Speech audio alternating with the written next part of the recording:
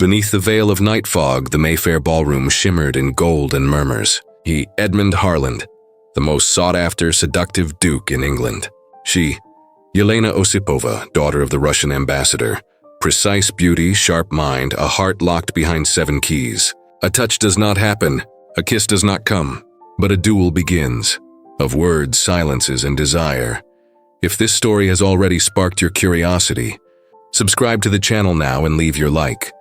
This is how you support our work and ensure that more passionate romances reach you. London, 1850. Beneath the thin veil of fog that London exhaled on season nights, Mayfair glowed as if the stars themselves had chosen to descend and rest upon the chandeliers. Liquid gold spilled into crystal. The Ashdown residence, where music drifted from the ballroom into the vestibule like an invisible perfume, was tonight the center of the sweetest and most poisonous rumor in the city, the arrival of a Russian family, of ancient blood and recent diplomacy. At the heart of this scene, Edmund Harland, Duke of Grantham, bore the light weight of every gaze with the studied indifference of one who had learned early that power was silence as much as words. His dark, disciplined hair looked as if it had been tamed by sheer will. His green eyes, not the youthful green of hope, but the seasoned green of things that know the price of the world, followed everything while seeming to follow nothing. The cut of his tailcoat emphasized the breadth of his shoulders and the restraint of his posture. The pale cravat at his throat, tied with meticulous precision, betrayed a taste for order that the papers mistook for arrogance. They called him the greatest seducer in England, and they were not wrong, though they misunderstood the reason. Edmund did not seduce because he was enchanted. He seduced because he understood, because he listened to what people did not say and gave back exactly what they longed to hear. His reputation had been born early, between seasons and hunting fields, when women of intelligent conversation found themselves unexpectedly understood by a man who looked at them without haste and listened without judgment. With his magnetic, seductive nature, the Duke ended up, almost as if by fate, leading such ladies into the warmth of his arms and the discreet refuge of sheets, where respect and protection were never absent. His heart, however, had remained intact, a fortress never truly besieged. There was a legacy that preceded the title, a lineage of men who had lost lands in wars, gained influence in Parliament, and learned at home to keep their faces impassive when everything hurt. He had grown under the firm tutelage of Mr. Joseph Danvers, the butler who was more father than servant, and under the watchful eye of his younger sister Sophia, whose fragile health taught him that care is not weakness. Perhaps that was why he moved like a man accustomed to protecting, even when he told himself he only wished to pass by. That night, while the violins tuned the air and the ladies quivered like lilies about to unfurl in slow motion, Edmund heard the whispers about the Osipovs and felt no interest, until a floral fragrance crossed the ballroom at the precise rhythm of an entrance, and when he raised his eyes, he saw first the muted sheen of deep green fabric, then the soft line of a collarbone, and finally a young face that seemed trained both for serenity and resistance. It was not the obvious beauty that breaks down doors. It was the beauty of the door that stays closed, and for that very reason invites the right hand. Her hair, chestnut with a cool honey tone, was gathered in a discreet arrangement with loose tendrils, and her eyes held the color of forests that survived the snow. Around her the family formed a halo. Vladimir Osipov, the father, a diplomatic presence who wore courtesy as armor, and Dmitri, the brother, with martial bearing and an appraising gaze. Yelena Dmitrievna Osipova was introduced across languages, English that sounded like a well-kept secret, French that fit her like winter gloves, and the distant echo of St. Petersburg in the curve of her surname. She moved through the ballroom unhurried, like a woman who knows time is her ally, not her jailer. And when the world itself seemed to tilt a degree in her direction, Edmund realized, with an interest that asked no permission, that he had found an enigma whose solution might not lie in his celebrated repertoire of victories. "They say Russians dance with the gravity of those crossing frozen lakes," murmured Lord Edward Pembroke, appearing at his friend's side with the familiarity of one who knew the Duke's inner map. He was a man of fine humor, and eyes that gleamed with permanent, benign irony. "They say many things," Edmund replied, keeping his gaze on the newcomer, as if measuring distances unmarked on social maps. "And you?" "I say tonight will be less dull than it seemed," Pembroke countered, inclining his head discreetly toward the lady's flawless attire, the pale lace brushing her shoulders and the proud restraint of her chin. "By the way, I hear Count Osipov has come with intentions and sponsors. The city does love a fresh deck of cards. The city loves any rumor that makes it forget itself." Edmund returned, his serene tone betraying a thought heavier than the comment. The conversation unfolded, stitching together the setting and the years leading to that moment. Still the same man, with the reputation of never missing a target? Pembroke teased lightly, with the freedom of one who could say what others dared not. "Still the same man who does not shoot unless necessary," Edmund answered, and in that phrase lay the memory of other ballrooms, of dinners and gardens where, instead of scandals, he left only the aftertaste of elegant epilogues. He boasted of nothing. He simply did not lie to himself.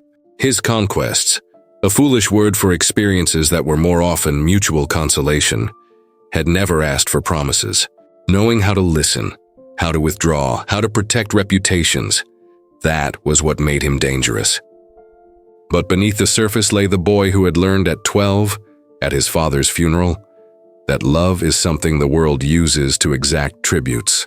He had learned at 18, when he nearly lost Sophia during a cruel winter, that commitment is measured in vigils and in hands trembling to hold another's breath. Since then, Grantham had chosen affection that demanded nothing, and the world, generous as a deceived sea, had returned to him the image of the unassailable seducer. "She hasn't noticed you," Pembroke observed, watching Yelena pause beside a hostess, smile with a courtesy that did not confuse itself with submission, and listen more than she spoke. "Better so," Edmund replied, but his body, which rarely disobeyed, his mind, was already setting its course toward the inevitable meeting. The transition from the main hall to the corridor leading to the garden was made by music, a waltz that promised a turn and delivered the moment. Edmund paused beneath a golden archway, waiting for the human tide to bring her to the right point. The young lady approached, flanked by her brother, and even before her name. The Duke sensed the trail, the glow of candlelight along her collarbone, the discipline of steps that sought no permission, the discreet fragrance mingling rose and winter. His gaze, the gaze of a seducer trained to read skin without touching, respectfully mapped the curve of her neck beneath the coiffure, the cut of her gloves, the measured pause before each movement. She was beautiful, then her eyes touched his. There was no surprise. There was recognition, the kind two intelligences grant one another when they both understand that the night has already chosen its game. Edmund lowered his voice half a tone, that timbre which had so often loosened gloves, and let his smile linger just long enough to warm, not to burn. Dmitri Osipov, ever the vigilant guardian, intervened with clockwork precision, and Edmund greeted him in French, courtesy without yielding. The brief exchange set the boundaries of the board, privileges of introduction, timings of dances, small licenses. When at last etiquette permitted a word, Edmund bowed to the young woman with the exact measure of respect and provocation. "Lady Osipova," he said in English, his pronunciation clear, with just a trace of warmth placed where the name curved. "The city speaks of the cold of St. Petersburg, and forgets that it is in the cold where the finest fires are lit. I see in you a truth. My lady has no need of hearths." Yelena lifted her chin a fraction, a gesture that in another woman might have been haughtiness. In her it was a message. "Your Grace, London has its own reputation. They say gentlemen here warm ballrooms and chill promises. Gentlemen sometimes warm what they can," Edmund replied, smiling without showing teeth. "And promises, when they are mere words, melt with any spring. And when they are steel?" she asked, unsmiling, the candlelight making a lake in her eyes. "Steel keeps its shape," he said, "until it meets fire enough." A small silence followed, so full of content that the music had to fill the space lest the ballroom grow indecorously attentive. The brother coughed, the hostess called for an introduction, and the corridor resumed its flow. Yelena inclined her head as if to end a conversation that in truth had only just begun, and followed her father toward the row of chairs. Edmund watched the fall of her gown in a stride, unhurried, and noted, with an old interest in a new sensation, that for the first time in a long while he had not felt the urge to conquer. He had felt the urge to remain. In the course of the next hour, the pieces settled into place without a sound. Sophia, escorted by Mr. Danvers, arrived later, wrapped in a light shawl that shielded her fragile breathing. At the sight of her, Edmund softened something in his gaze the world rarely witnessed. It was Sophia who first noticed Yelena, with the clear curiosity of one who senses kindred souls, young women trained to say little and mean much. Meanwhile, the entire city seemed to adjust to the novelty. Ladies leaning to comment on jewels, gentlemen weighing the diplomatic value of a well-placed smile, and musicians, indifferent to the social chessboard, performing Schubert as though love were no arena. The dance that brought Edmund and Yelena together was not the evening's first, but it was the one that altered the axis. His hand slid toward hers with the calculated hesitation of one who knows the worth of permission.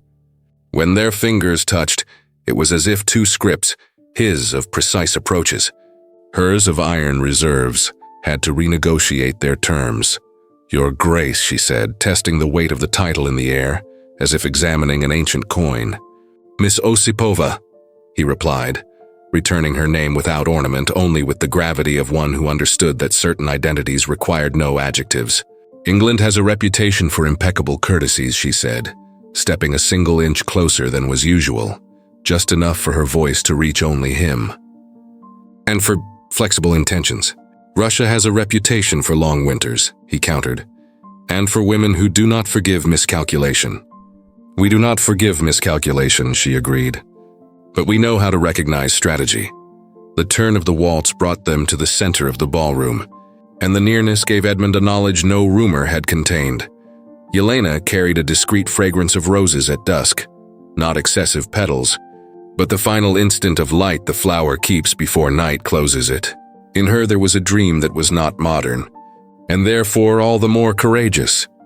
The dream of building a family that would outlast ballrooms and seasons, a table where laughter and loyalty were more frequent than toasts. It was not naivety. It was resolve. He who had always stepped back before crossing the frontier of affection, recognized in the young woman a country that could not be invaded with banners. One had to request a visa with proofs of character.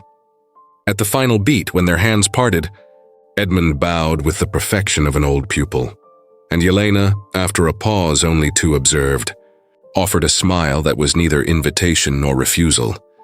It was a declaration that the game, if there was one, would obey her rules. She turned first, not to flee, but to assert territory, and did so without theatrics, like one who gathers a precious piece and secures it. Edmund, who usually calculated victories before the first move, found himself motionless for an instant, watching the young lady walk away among lanterns and lace, and against the steel habit inherited from his own, smiled faintly at the corner of his mouth. Not the smile of a man who senses triumph, but of one who had finally found an adversary worthy, and the only woman thus far capable of making him wish to lay down his arms to win the truth. At his side, Pembroke sighed theatrically, leaning his shoulder against the frame. "Well?" "Well," the Duke said, unhurried. "For the first time, someone turned her back on me as if I were merely another gentleman in the room. And does that offend you?" "It offends me less than it fascinates me." "Fascination is always a herald of imprudence," his friend predicted, amused. "Not when prudence has brought us nothing but predictable salons." Edmund returned, and while the violins announced the next dance and the rumor around the Osipovs swelled like a tide, he knew, with the clarity that usually arises at true beginnings, that this night would not be remembered as the occasion he saw a beautiful foreigner. It would be remembered as the precise moment the entire city lost a player, because unwittingly, he had just accepted a challenge that could not be won, only lived. In the pale morning London grants its newcomers, Yelena fastened the last strand of hair before the gilded mirror, while her lady's maid, timid and determined Nadia, adjusted the ribbons of the sage-green dress that embraced her waist. The light spilling in from Grosvenor Square traced a halo that wasn't vanity. It was the discipline of one who had learned, from early on, not to let the world decide her mood. "It looks perfect, milady. Shall I bring the small pearl necklace?" Nadia asked in careful, almost whispered English. Yelena smiled faintly. "Not today. Let the eyes speak." The remark made the young maid blush.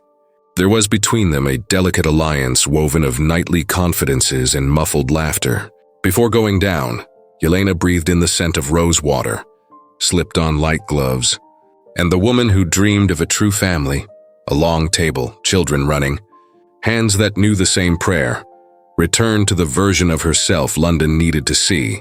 Miss Osipova, daughter of a count on mission, schooled in French, fluent in English since 10, kind without being pliant. Breakfast awaited in a bright room of the embassy residence. The samovar steaming, black bread, preserves, and the affectionate sternness of Vladimir Osipov, who set aside his newspaper when his daughter entered. "Did you sleep well, Solnishko?" he asked, using the old Russian word that warmed her from within. "Well, father." Dmitri already occupied the opposite head of the table, speaking of memoranda arriving from the Foreign Office, Baltic grain, tariffs, and the caustic remarks of a deputy who confused curiosity with hostility. The Marquis of Abernethy insists on these dinners. "Father, he wants news of the Eastern railroads," Dmitri said, biting into a piece of bread. Vladimir nodded, pouring tea for Yelena. "They always want what we do not say." Yelena listened with tenderness. She loved to observe the men she cherished growing old with honor, even when the world demanded masks. She intervened where she could, in the practical tone inherited from her mother. If they wish to know so much about rails, offer them music first. "Those who dance speak more," her father laughed, proud. "Your mother would say the same." Nadia brought a shawl for the morning walk. Yelena thanked her and for a second let her heart breathe without witnesses. She dreamed of marriage by choice and respect, not calculation. She loved the idea of being a wife, not a trophy. A mother, not an ornament. And if London would judge her by the purity of her dialogues and the firmness of her chin, let it judge. At the close of breakfast, Vladimir announced, "Tonight, a short dinner. Tomorrow, a ball in Mayfair. All eyes will be upon us." Yelena drank the last sip of tea, set down the cup, and returned her father's gaze with serenity.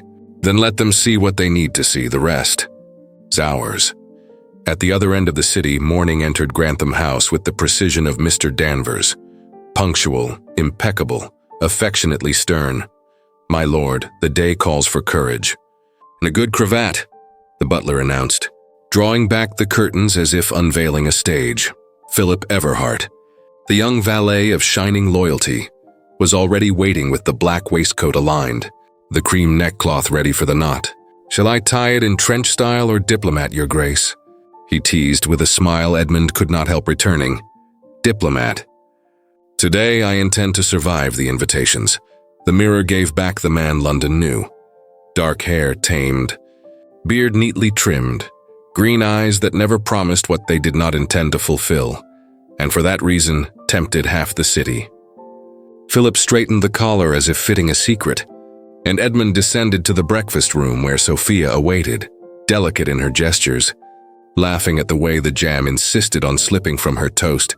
"Brother, if you ever court someone, do not do it the way you handle jam," she teased. And Lord Pembroke, newly announced by Danvers, gave a light clap.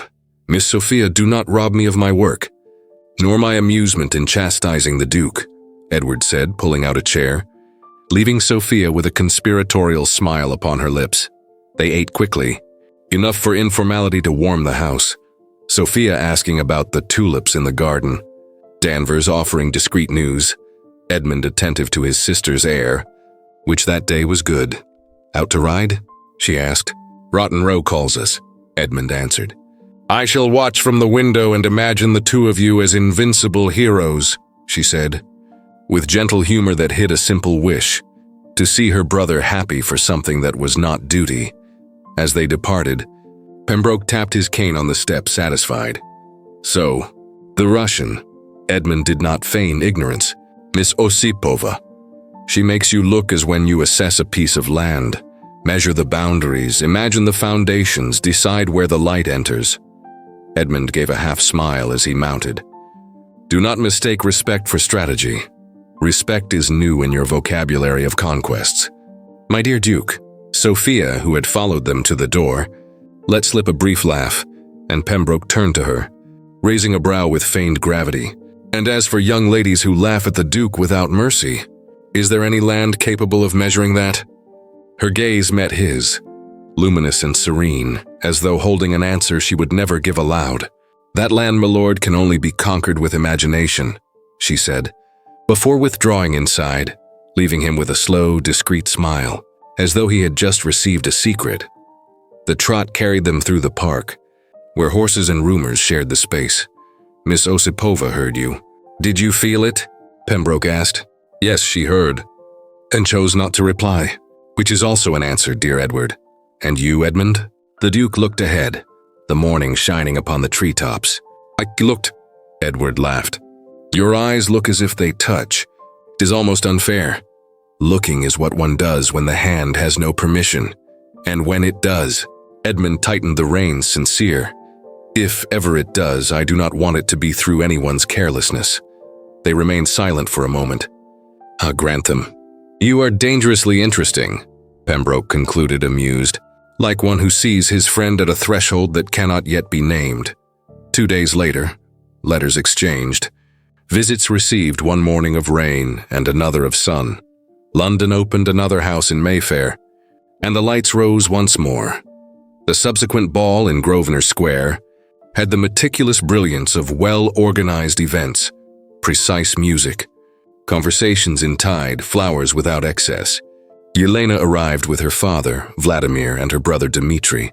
The green gown gave way to ivory with delicate lace, and the calculated simplicity made it clear she sought not to be remembered for daring, but for steadiness of taste. Sophia, radiant from the effort of being present, was the first to cross the room to the Russian lady. With no calculation, only kind curiosity. I am Sophia. I like people who prefer to listen before speaking, she said with a smile that youth and fragility made irresistible. Yelena inclined her head, genuine. Then we already have something in common. They spoke of music, Schubert, a little Glinka, of gardens, and of how London demanded patience. Dmitri observed from afar, approving the respectful tone. Vladimir, attentive, measured the Duke's gentleness with his sister, and placed another stone in the cautious construction of his opinion. Edmund, for his part, moved like one who never hurried. He waited for the exact moment, greeted as etiquette required, and asked for the dance with a clean formality that made refusal impossible. When his hand found hers, it was the look, not the touch, that set the air alight between them. Edmund breathed her in as though seeing her at twilight, when gardens swallow noise. Yelena held her spine firm, but the corner of her mouth yielded a fraction no one else would notice. They danced in silence for a few measures, and when the music allowed words, they came simple. Do you like London, my lady? He asked. I like the mornings. People are less theatrical. I like the nights. People are more honest. Not always. You were right. He let the confession settle. She turned her face slightly as if testing the light. They speak much of you. They speak of what they understand, and of what they do not. He nearly smiled. And you? What do you believe in? In home. In promises that outlast balls. That is ambitious. That is simple. The turn brought them closer to the corridor leading to the garden. The fragrance of roses from her gown drifted by him like a manuscript. I do not blame you for being cautious, Miss Osipova, he said softly, his green eyes holding hers without pressing. It is not caution. It is choice. Sophia waved from the edge of the ballroom, as though guarding them with affection. Pembroke, beside her, assessed the scene with quiet humor. In all the years, he had never seen Edmund say so much while looking so little, and yet say everything. In the second half of the dance, he attempted the sort of compliment that does more than flatter. The city watches you. It is inevitable. I watch it as well. And what do you see? People chasing mirrors. And what do you chase? What remains when the lights go out? He nodded. accepting the measure by which he would be judged. When the music ended, Edmund led her to the edge of the floor and, in an old-fashioned gesture, stepped back first so she might decide the end of the encounter. Yelena inclined her head grateful, and then the gift fell like a glove. Your Grace, your reputation always arrives before you. I do not welcome it at the door. I prefer to meet the man after it has gone. Edmund drew breath, not for lack of air, but because he understood that the old game had no place here. And that understanding did not wound him. Curiously, it relieved him. He bowed with respect. She withdrew to join Sophia, and the murmurs of the ballroom closed like curtains while, within, something opened. When Yelena stepped away, Vladimir intercepted her with his eyes alone. He approved the posture, recognized prudence, understood that his daughter had chosen the tempo of her own waltz. Dmitri, at the safe distance siblings keep, smiled at one corner of his mouth, not out of jealousy but because he recognized in Edmund the adversary who chooses a worthy game. Sophia, delicate as a bird's step, asked leave to introduce Yelena to two friends, and within minutes the Russian young lady was conversing about sheet music, flowers, and discreet outings without anyone treating her as an exotic trophy. On the other side of the room, Pembroke leaned in beside Edmund. Would you like a piece of advice I have not offered you since university? The Duke kept his eyes on the curve where Yelena had disappeared. Do you say it? Change the question. Which question? All of them. The ones that have always worked. Edmund arched a brow, a brief half-skeptical smile escaping. How do you know so much about what works, my dear fellow? Personal experience? Pembroke chuckled softly, unoffended. Experience of one who has watched many men lose before they even begin. This lady is not one with ready-made answers, but with the courage to listen to her, even if she says no words. Silence was all that could be heard before Edmund finally agreed with a small gesture. In his eyes, those eyes that, on their own, had led many women to mistake enchantment for destiny, there now burned an unhurried flame. No longer the desire to triumph, but the wish to understand. He was still the man whose gaze could touch, but for the first time, he seemed to want to learn where a gaze should stop, so that the woman does not feel taken, but rather chosen as an equal. The ball went on, the music turned, greetings surrendered to protocol, and the night kept the essential. Yelena had made it clear she would not dance with reputation, and Edmund, who had never needed to change strategy, discovered that he wanted to, not out of vanity, but out of respect. Upon returning to Grantham House, under the mist that makes London intimate, he climbed the stairs like a man coming back from a campaign, and only then perceiving that the true battle begins the next day. Mr. Danvers awaited him with the house in quiet, and, in the window, a low candle. Good night, Your Grace. Good night. Danvers. Edmund walked to the cool shadow of the mirror, loosened his cravat, and before the cloth fell completely, smiled without witnesses, not at triumph, but at the simple recognition that losing the familiar road may be the only way to arrive where one has always wished to be. 2 dusks after the Grosvenor Square ball, the diplomatic reception at the home of a British earl with continental ambitions began with speeches, and only afterward with music, as befits those who negotiate with the Empire. The garden, however, was the true heart of that gathering. Paper lanterns scored trails of light in the dimness. The air smelled of lavender and damp earth, and the guests, sated with drawing rooms, spilled outside like people seeking the one place where sincerity can bear being seen. Edmund lingered on the terrace before descending the steps. It was not tactic. It was his old habit of reading a room as if it were a card from a deck. He could hear in the distance the quartet essaying Glinka, an audacity from the hosts, and closer, English sauce conversation made of civilities and curiosity. When he caught sight of Yelena, it was not by the ostentation of a silhouette, but by small gestures, the way she inclined her head to hear an elderly lady speak of English roses, the way she pinched the seam of her glove when thinking, the smile that rose whole not from vanity, but from genuine kindness. The dress, a green darker than the leaves, with a pale lace edging framing the neckline, sleeves that suggested the shape of her arm without contending with decorum, seemed made to converse with the night. The light kept in the lantern set soft reflections upon it, and returned to her eyes a shine that was no artifice. It was life. Edmund noticed that each time she smiled at a child escaping the adults, or at a gardener, embarrassed by the presence of the great, his own heart missed a beat like an excellent horse that, surprised by a bird, stumbles on a clod of earth. It was not comfortable.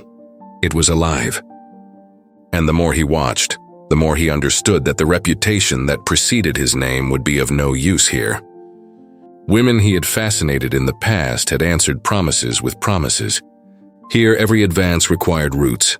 Yelena, translated by the music, the moderated laughter, the way she said thank you, with a faint Russian echo in the vowel, brought him a new kind of unease. He did not want to possess her. He wanted to understand why. Suddenly, it seemed impossible to cross that garden without her company. The English night, always more intimate than dark, offered their meeting a shelter without walls. Edmund then descended the steps with his fingertips still within the glove, like a man asking permission of his own fate. He found her near the ivy-covered pergola, 2 steps from a bed of roses not yet opened. The world around them continued in diplomatic sentences, but there, in that small clearing silence had created, life breathed to a different measure. "Miss Osipova," he said, and his voice came out low as if the night had asked for discretion. "Gran, Your Grace," she corrected herself with a small inclination, laughing at her own manners, and that laugh, soft, frank, not at all studied, delivered to him the first jolt of that conversation. "I like when you forget the title and remember the name," he admitted, only a step inside the truth, and thus the dialogue found its temperature. They spoke first of the garden. She bent over a rosebud and smelled it like someone consulting a domestic oracle. "At home in Russia, my father plants lilacs. When they open, the city seems to say, 'Da, spring has arrived.'" Edmund pocketed the "da" as one pockets an old coin found in the lining of a beloved coat. "And London?" he ventured. "London says wait. And I wait, but never alone. Rodina, do you miss it?"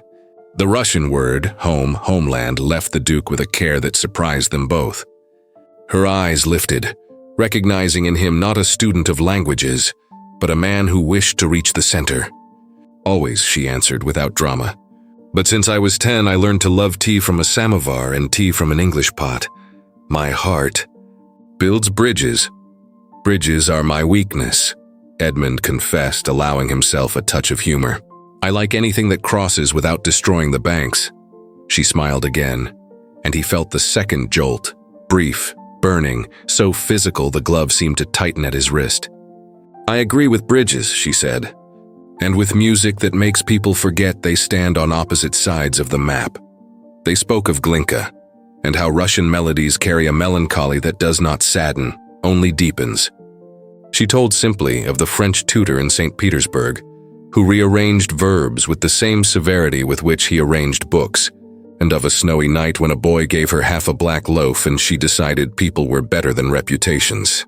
Edmund offered in return a portrait of childhood at Grantham Hall, the library where he hid from adults, to listen to Sophia breathe easier. The spring when he learned to calm a horse with his voice alone, and the day he understood that listening is both weapon and embrace. "Pravda?" Yelena said the short word truth, falling from her lips like a question that requires no defense, only presence. He repeated it, not realizing he betrayed himself. "Pravda," and he found himself thinking of her mouth forming the syllable, the very real softness no etiquette ever describes.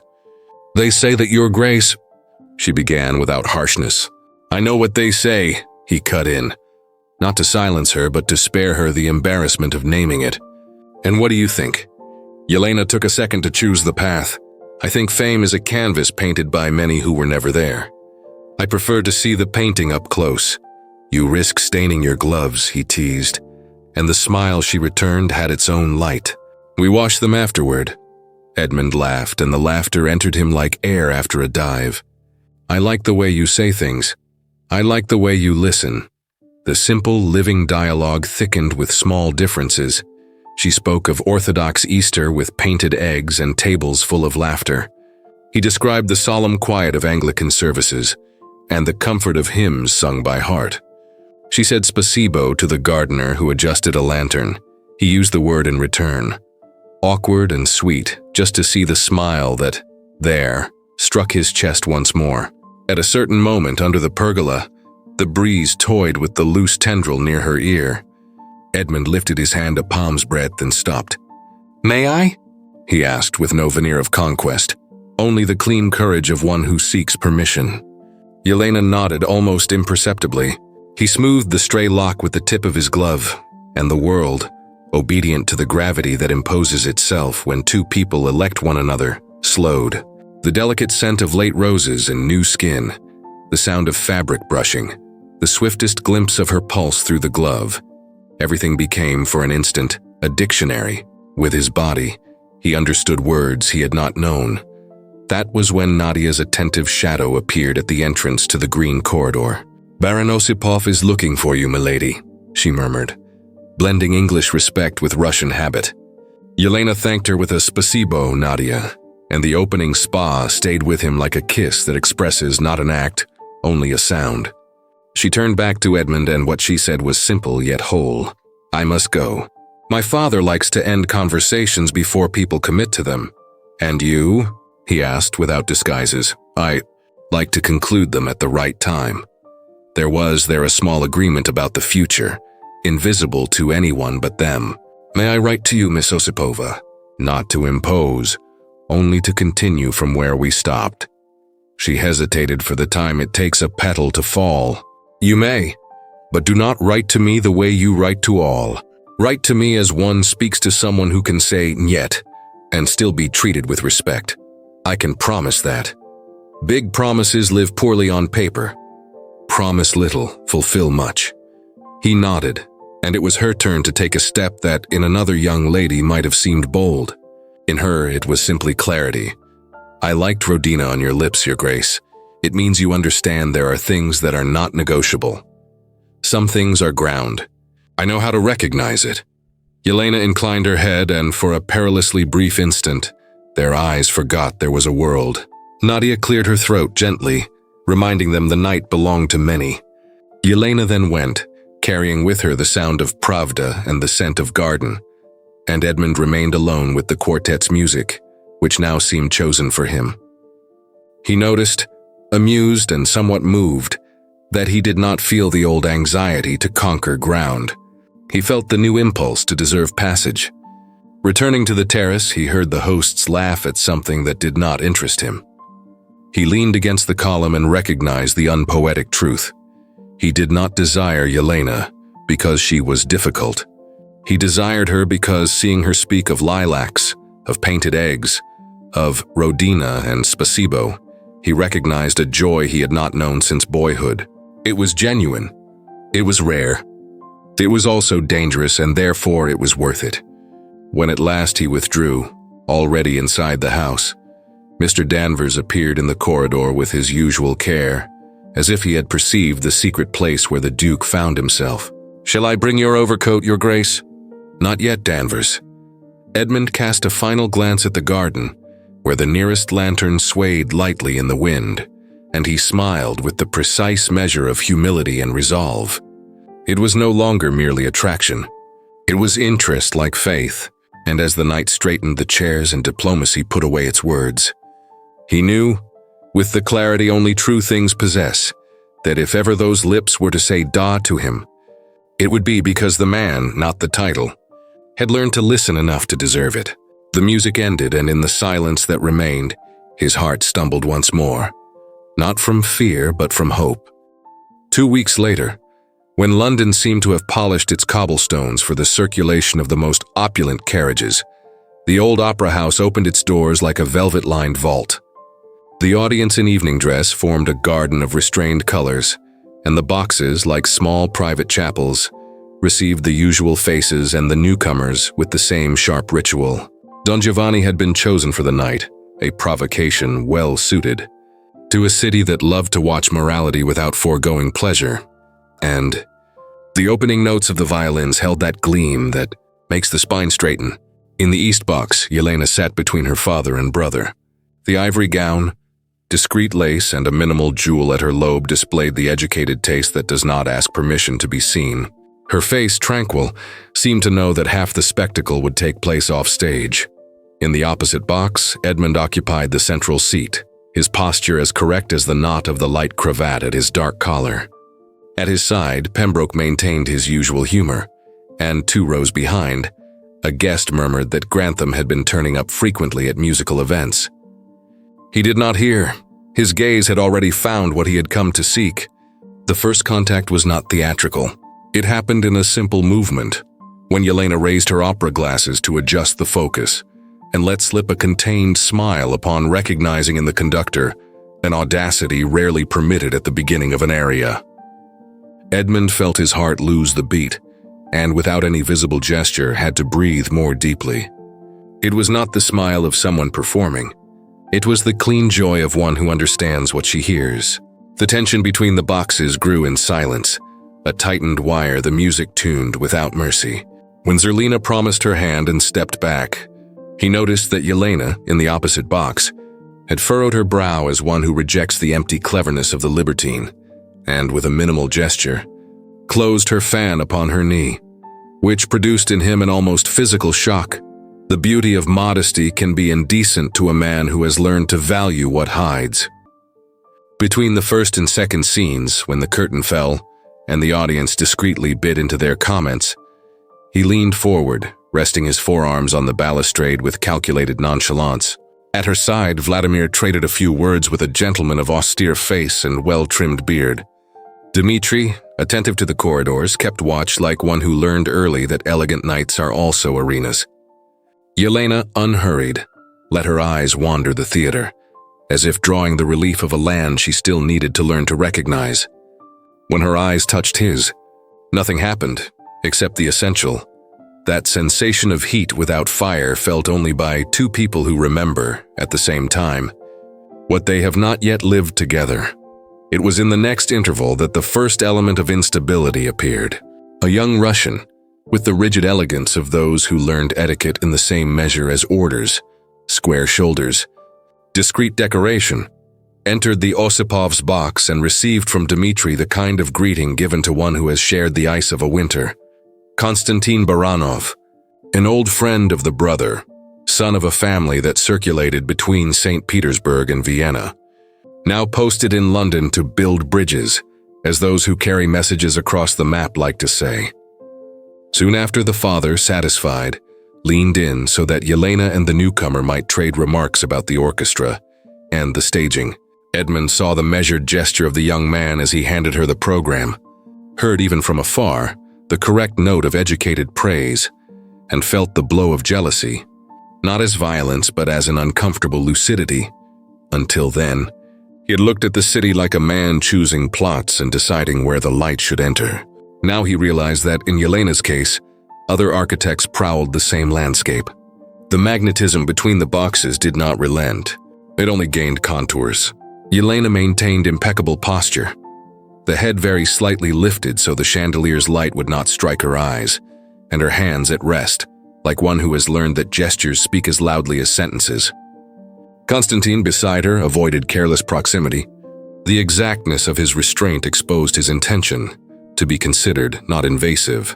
When the curtain rose again and La ci darem la mano filled the hall, Edmund looked to the stage and saw the theater speaking for him.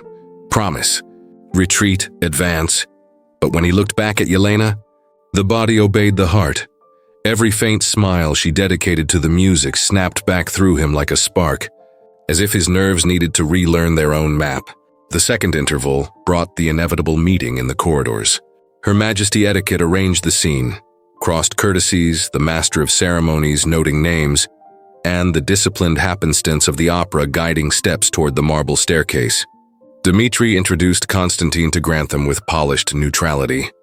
Edmund inclined just enough to appear courteous without yielding ground, and the conversation took the safe form of opinions about the cast and the acoustics.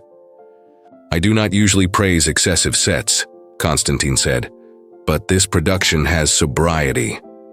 "I agree," Edmund returned, saying nothing of the only set that mattered to him.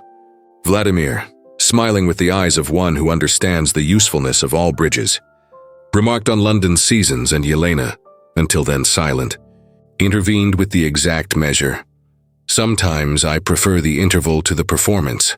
In the pauses, people say what they think. Grantham bit back the reply, forming, "So do I," and limited himself to, "It is when the inner music comes to the fore." There was no open friction, only the recognition that the night was bringing into the light what had thus far only hinted itself. On one side, the safety of a compatriot who filled every box on the form. On the other, a man who, behind his fame, had begun to aspire to something that does not fit into reputations.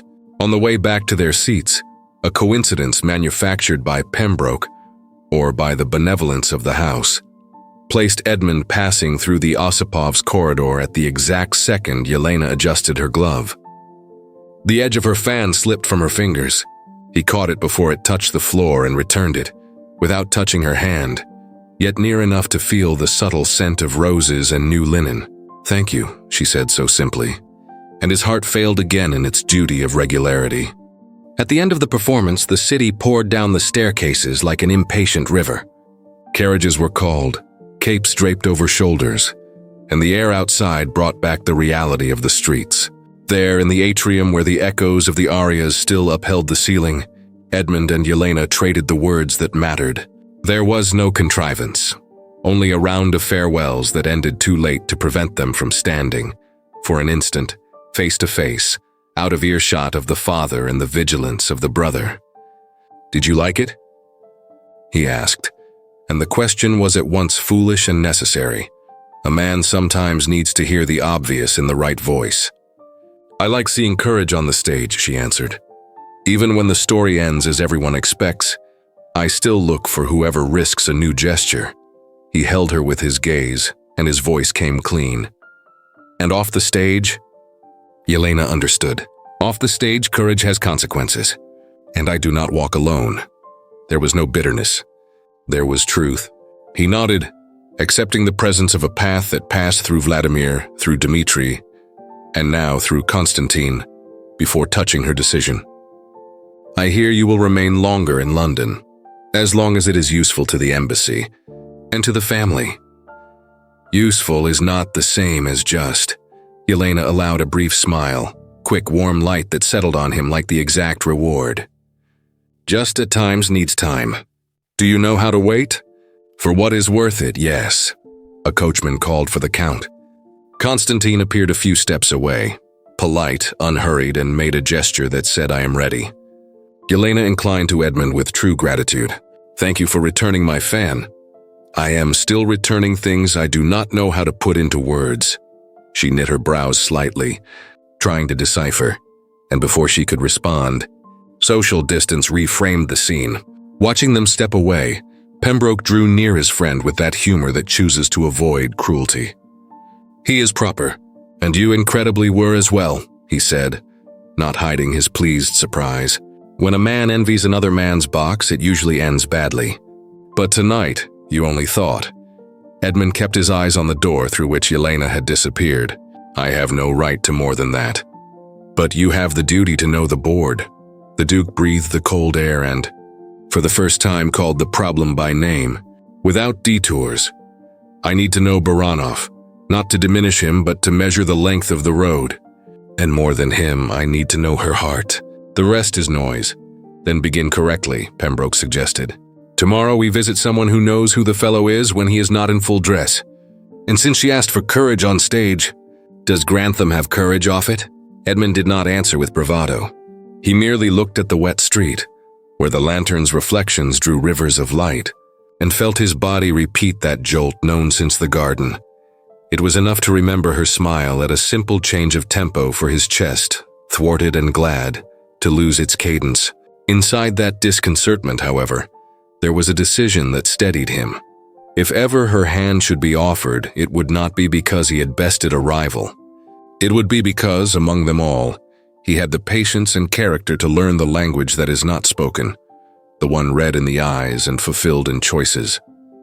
London, with its hunger for intrigue, might call that strategy. He preferred another name, respect, and as he stepped into the carriage, Carrying home the echo of an aria and the memory of a guarded smile, he concluded, unhurried and unafraid, that it was no longer the reputation of a seductive man that moved him. It was a feeling at once new and old, the desire to build with the right woman, something that would outlast operas, boxes, gossip, and winters. London has never been kind to novelty, too well-bred for open scandal, too quick for the charity of silence.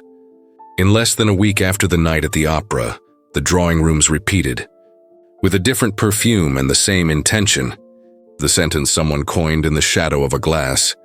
Grantham has taken an interest in the frigid Russian lady. The line, polished like a piece of silverware, circulated with little giggles pretending innocence, and with each repetition, the venom was added. Of course it will be nothing but another game. On the morning the rumor landed in Grantham House, Sophia sat by the window, making the pale light of a timid sun stretch. Mr. Danvers had served her tea in apples cut like flowers. Edmund entered with the posture of a man who commands his own tempo, but she, who had known her brother since the day she learned to breathe unaided, caught in the set of his shoulders a millimeter of tension.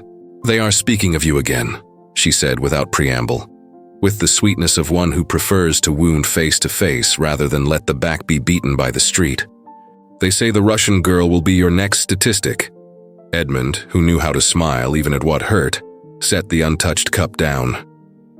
"People have an extraordinary gift for adding up numbers I never counted." Sophia leaned forward, her eyes a lighter green than his. "And there was no fragile sister there. There was a woman who understands the measure of loyalty. Do you intend to hurt her?" The Duke breathed slowly, like a man deciding what honesty he can bear. "No. And do you intend to hurt yourself?" He almost laughed without humor. "It could happen if I do not know when to stop." "Then do not stop in the wrong place." The counsel, simple and true as a well-tied knot, poured through him like warm water. Lord Pembroke arrived soon after, announced by old Danvers. "The friend who says what others are afraid to say," murmured the housekeeper, and found the two still on the shore of that frank conversation. "My dear fellow, the city is obsessed with your supposed Baltic thaw," he joked, pulling out a chair. "If anything must melt, let it be the fame, not the character." Edmund thanked the jest with a look, but even Pembroke perceived a new gravity there. They went out for a brief canter in Hyde Park. They did not speak of love with big words, but of small signs. The way Yelena listens, how she returns silence charged with meaning, the delicacy that asks for no stage. "You are a flame and want no smoke," concluded the friend, pleased. "That is an elegant way of saying I care," the Duke returned. And for the first time in a long while, when he came home and Danvers brought him letters and silence, Edmund recognized in himself the good exhaustion of a man who patiently chooses the side of the story where he wishes to remain. At the embassy residence, the rumors arrived with a different scent, less sweet, more ferocious. Yelena heard them in the interval of a visit, when two English ladies, convinced they were shielded by fans and accents, let drop, near a flower arrangement, their certainties about the world. "An icy beauty. She will not last in Grantham's sun," said the first, with the cruelty so many in London confuse with wit. "He has light hands, my dear. What he touches he learns and then hangs in memory." The second laughed, a short laugh from one who likes sentences. "Pity. The girl has a composure that almost makes me admire Russia." Nadia, who was discreetly arranging calling cards, averted her eyes at the right moment, but Yelena had already heard everything. And it was not the insult that hurt. It was the realization that the city preferred a ready-made story to a truth that demands work.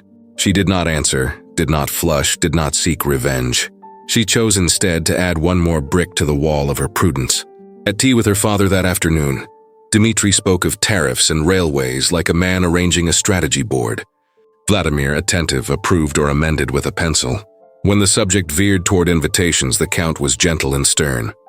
"London is a room where all observe. Keep your head high, daughter, and your heart where you can reach it." Yelena nodded, and in the fingers holding the porcelain was the strength of one who knows how to protect what she loves. The next night, at a discreet soiree in Bloomsbury, the rumor took on presence. Two young women whispered when Edmund entered. Another measured Yelena's gown as if searching for cracks in the armor. The Russian, however, had learned since childhood to turn poison into vaccine. She accepted compliments with tenderness, refused barbs with silence, and when she saw the Duke across the room in conversation with Pembroke and a member of Parliament, allowed herself only the crime of a lingering glance. It was enough to make his heart stumble. Edmund did not go to her. It would not be generous to set a flame in a room with drafts, but in a small gesture of hers as she adjusted her glove, he felt the same pull he had known beneath the pergola. Disciplined ardor, desire and good posture. "Your problem is not the city," Pembroke murmured, noticing his friend's absence of mind. "It is that this time, you want what the city cannot give you. It guarantees itself with rumor, and what you want does not fit any rumor at all." A few days later, Lady Weatherby hosted a gathering that mixed music and books. The library, famous for its walnut paneling and sofas by the hearth, was the place where important conversations inevitably ended. Vladimir and Dmitri accepted the invitation. Political usefulness. Yelena went out of family loyalty. And Edmund, for everything he could no longer hide from himself. The library had the warmth of rooms that keep secrets without losing elegance. The smell of leather, ancient damp in the spines, the contained crackle of the fire that suffices to remind the living they are still alive. Yelena had taken refuge there for a moment, after smiling at people who did not see her, and hearing music no one truly listened to. She was running a fingertip along the title of a volume of poems when she felt the air change, not because a door opened, but because a gaze entered. Edmund stopped a step and a half away, like a man who knows beauty also needs space. "Good evening." His voice came armed with nothing. It carried the gentle gravity of a man who had drafted each word so as not to wound. "Good evening," she answered, without fan, without audience, without the cloak of missions and schedules. They were silent for a second, and it was the silence that made the introduction. Two who wanted each other without haste, two who feared for all the right reasons. "I have heard things about me," he began with no defenses. "Some true, others fantasies the city feeds when it grows bored. I bring no excuses. I bring a choice." Yelena turned her face just enough for the light to stroke the line of a clavicle. "A choice? Not to play where your life is at stake." She did not need to raise her guard, it was already raised. "People amuse themselves with other people's endings, Your Grace. I do not. Neither do I." He took a step. Not enough to touch her, but enough for the scent of late roses and old paper to rise, disciplining his breath. "At the opera, and in that garden, every time you truly smile, my heart loses the beat. I do not know at what moment it ceased to be curiosity. I do know that if I advance down the path everyone expects, I will lose the right to be here now." Saying this calmly, her gaze held his without hurting.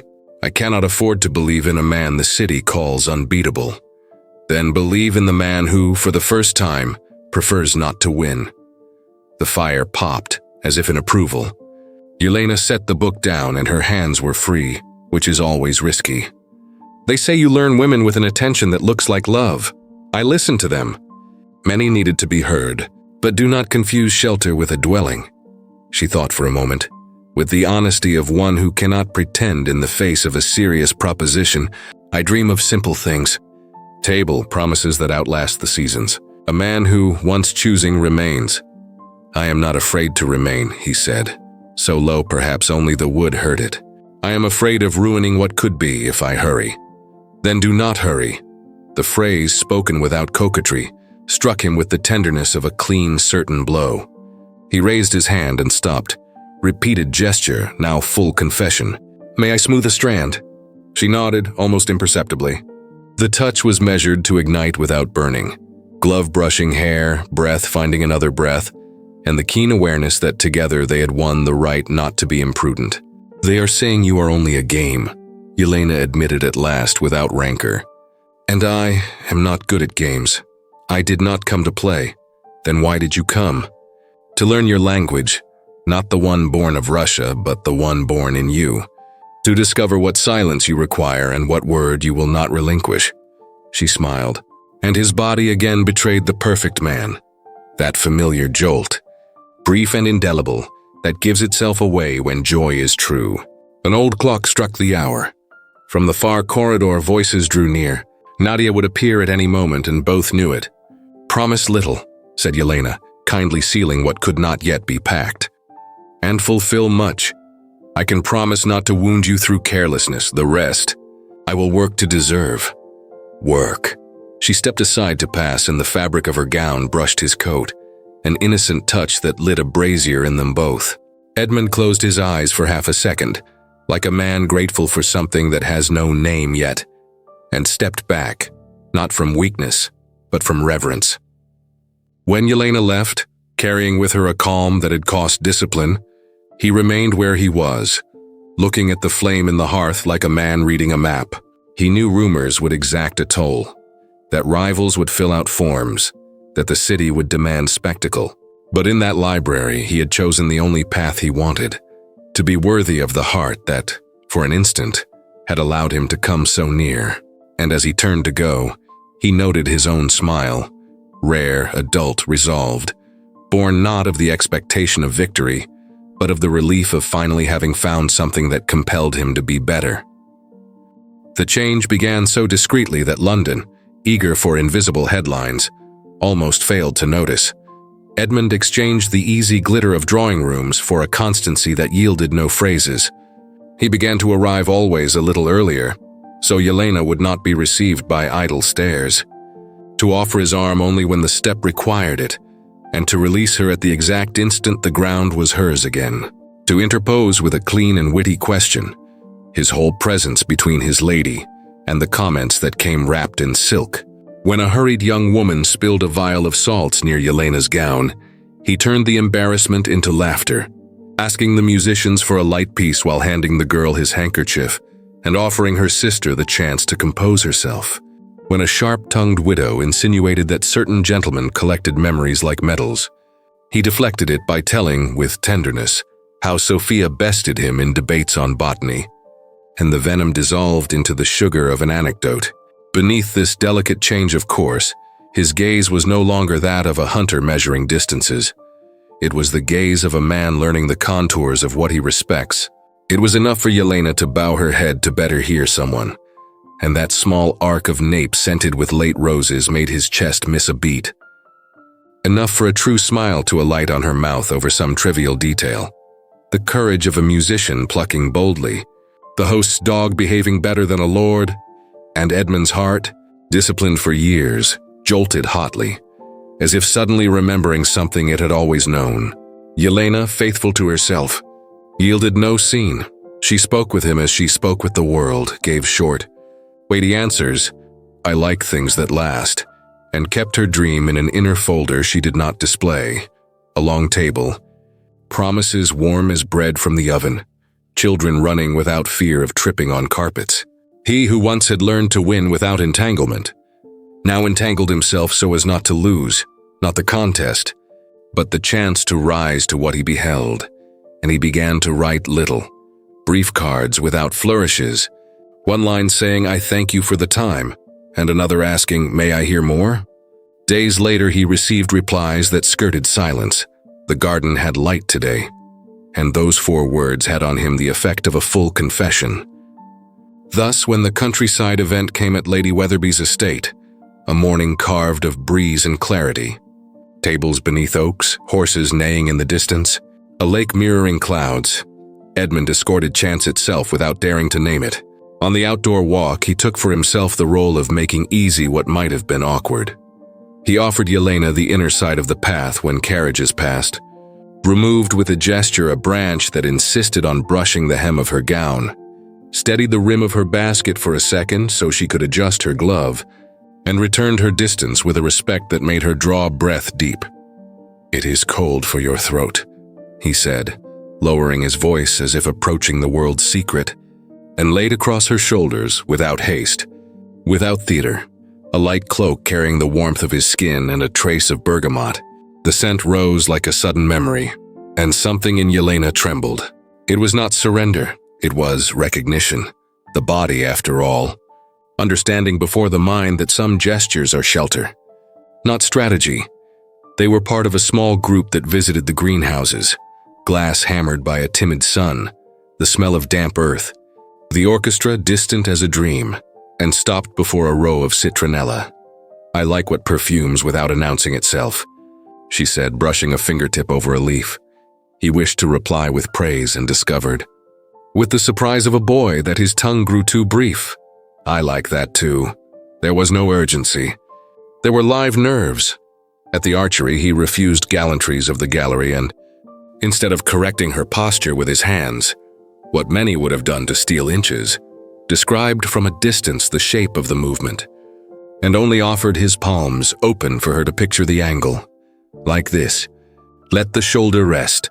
When the arrow sliced the air and struck wood with a clear sound, Yelena turned her face to him, and the smile that spoke of competence, of slight victory, of childhood remembered, hit him like a flare. Edmund had to draw breath through his nose, broaden his chest under the waistcoat, and the very seam seemed to give way. For one ridiculously short instant, all he wanted was to lean his brow against hers and give thanks that they stood on the same side of such a small triumph. Instead, he returned only, "Well done," and his eyes, unbidden, said the rest. In the afternoon, they walked round the lake. The wind tore ridges on the water. The sun played at hiding in the clouds. And the talk ran as a brook runs when it finds stones, more beautiful for being forced to bend. He asked what she kept for herself when the world demanded presents. She answered that she kept names, of those who taught me to be good, and of those who teach me not to be naive. She wished to know what in him belonged not to the headlines. He told of the time he lost a horse through pride, and learned that strength is useless unless it obeys. They traded stories of tables, hers seasoned with prayers and laughter, his rescued by Sophia, who insisted on placing flowers at the center so hard days would have something to look at. At a bend of the shore, they stopped beneath a willow dipping green fingers into the water. The cloak still upon her shoulders, his warmth still there, the world for a minute shrank to the size of 4 breaths. Edmund raised his hand, the old question, "May I?" and with his fingertips removed a grain of pollen caught on the fabric at her collarbone. The touch lasted nothing. The heat, everything. Yelena felt her body recognize a truth her prudence signed. "This does me good. His touch does me good." Edmund felt his heart falter and resume as though learning a new rhythm of dance. The distance between their mouths shrank to the size of a word, any word, and none came. His eyes lowered, lifted, touched hers. And the world, obedient, inclined. "Yelena," he said. For the first time, only the name, and she closed her lashes a moment. Like one accepting music, a current of warmth coursed through both, aware of the narrowing gap. Lips a breath away. It was then Dmitri appeared at a distance, calling his sister with polished urgency, and the perfect spell of 2 people at the threshold stepped back. Edmund lowered his hand. Yelena drew breath and returned the cloak to him with a grateful gesture that hurt for its beauty. "Spasibo. Thank you," she said, not disguising the faint tremor in her voice. "Always," he answered, and it was no promise, it was a stance. They walked back along the shore, each carrying the new taste that lingers in the mouth when a kiss almost was, but was not. A serene expectation. The certainty that their bodies, magnetic and decent, already conversed for them. When they rejoined the group, nothing betrayed what had happened, save the extra gleam in both their eyes and the calm resolve of those who had discovered that desire, when true, knows how to wait and to warm. Philip, the valet, entered first with the dark coat in his hands, and that almost cheerful zeal the very loyal carry in their gestures. "Your Grace, the cufflink on the sleeve? Allow me to replace it with this one, sturdier." Edmund raised his arm without looking at the mirror. He knew it far too well. "You may, Philip."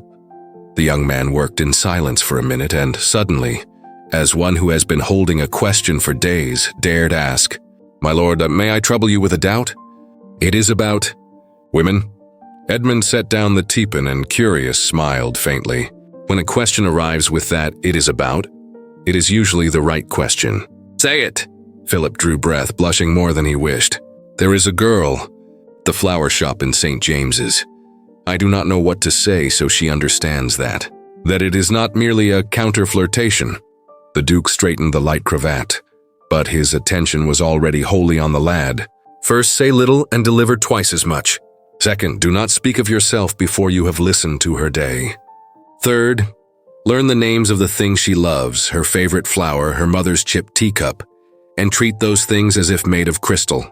And above all, when you are with her, make her feel there is no one else in the world. Look as one who is in no hurry. Be present as one who is unafraid. Philip was noting it all in his mind, his eyes shining. And about touch? Ask permission even to bring your hand near, and accept no as honor, not defeat. There are women who were hurt by the carelessness of the hasty. The young man swallowed a nervous laugh. I shall try this very day. If it works, I will bring your grace a lily. Edmund winked, complicit. Bring it to her. To me, tell it only if it went well. Philip smiled as one who had just received a simple treasure and left with light steps. Mr. Danvers, who pretended not to hear, discreetly adjusted his master's cane. Good fortune to the youth, sir. Good fortune to the young woman, Edmund corrected, taking up his gloves. That evening the gentlemen's club received them with the thick penumbra of worn leather and old velvet. Billiard tables shone beneath green abat-jour. Cigar smoke rose in pale ribbons, and the brandy drew on the tongue the gravity the city sometimes forgot. Dmitri was there, barracks posture, eyes of a man who gauges wind before the shot. He approached with impeccable politeness. Your Grace, Mr. Osipov. They chose the weapons of civility. 2 balls on green baize, a game that does not distract, only focuses. Dmitri broke first the courtesy. I have heard London keeps itself busy with your name and my sister's. Edmund did not defend himself. He tapped the chalk to the cue, patient. London busies itself with many names when it has few matters. Yelena is always matter to me. Silence. A ball dropped cleanly into a pocket, and Dmitri went on. My father has made it clear he expects her to marry a countryman. Not out of pride, out of faith, family, politics. Do you understand? Edmund lifted his eyes. I do. And I also understand none of those reasons should crush what she desires in silence. And what do you desire? That she not be hurt, not by me nor by yours. The phrase simple shifted something in the air. Dmitri measured it. Your reputation precedes you. My reputation was made with what did not matter. This matters. The brother inclined his head by a millimeter. It was not approval. It was a record. There is a man, Baranov, upright, our faith, our customs. The city finds him suitable. Suitable is not always the same as happy. Happiness is a luxury item in families such as ours. A luxury which I, if I have a voice in it, do not intend to steal. Dmitri set the cue aside and at last faced him without the filter of protocol. Do you intend to court my sister in daylight with respect? Or do you intend to test her until she yields? I intend to earn your father's permission to court her. And if I do not obtain it, I intend to honor Yelena's no if it comes from her. Ice clicked in a brandy glass. A man laughed in the distance, and the silence between them grew less hostile. My father will speak with your grace soon, Dmitri said at last. I'm grateful. Do not be grateful before you have heard. I am learning. They played out the rest of the frame with short phrases, and when the game ended, nothing was resolved, save the essential. They were not enemies. Only 2 guardians posted on different sides of the same bridge, preventing it from collapsing through imprudence. The talk at the club echoed in the embassy residence like a heavy step. Vladimir summoned Yelena to the study that smelled of papers and strong tea. Daughter, there are too many eyes upon you. She sat with her hands in her lap, her head serene. There are eyes upon all of us. Some eyes weigh more. The father did not raise his voice.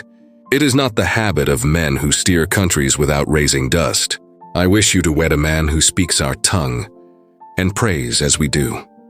Yelena felt within herself 2 rivers, one of love for the man who had shielded her since childhood, another of adult will to draw her own map. You wish what you deem safe. I wish what endures. Safety helps things endure. Dmitri, standing at the window, did not intervene, but his whole body said, I am here. Barinov's name appeared as one who enters a room without asking leave. Tidy, proper, promising. Yelena listened without hardness, yet as she withdrew, she carried with her the certainty that, out of love, her father could also wound. The next day, she began to step back as one who shields a flame from the wind. She answered Edmund's notes at longer intervals, accepted to dance with him only when etiquette left no decent refusal, avoided corridors where she felt her heart might forget what her head had promised. When she saw him one afternoon at a hostess's portico, the winter sun struck his hair, and those eyes that heard her as if she were the only voice in the world, asked without sound, "Are you well?" She nodded with that almost smile that hides water in the eyes and moved on, like one who crosses her own desire without leaving footprints.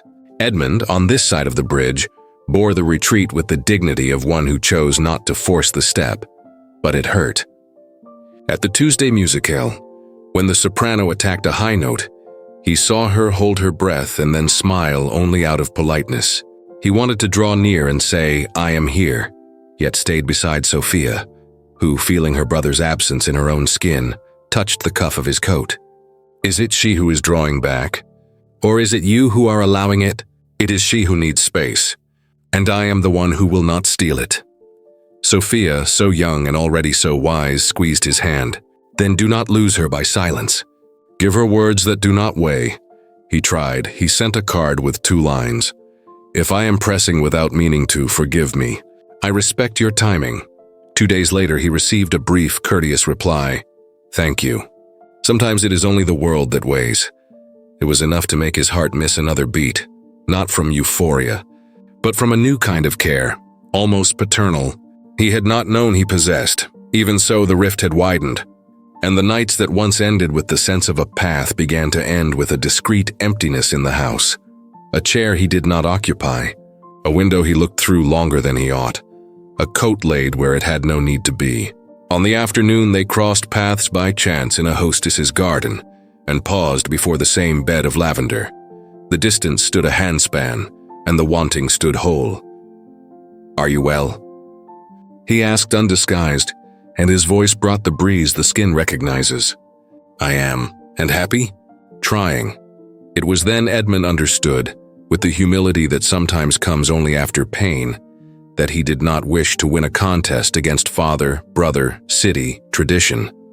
He wished to deserve the whole woman, with her rivers, her silences, her maps. She adjusted a strand of hair. He did not touch it. If I disappear for a few days, it is only so the world will stop pointing, he said. More to spare her than to shield himself. Yelena closed her eyes for a second. Thank you for not hurrying me. He smiled with the beautiful sadness of men who know how to wait.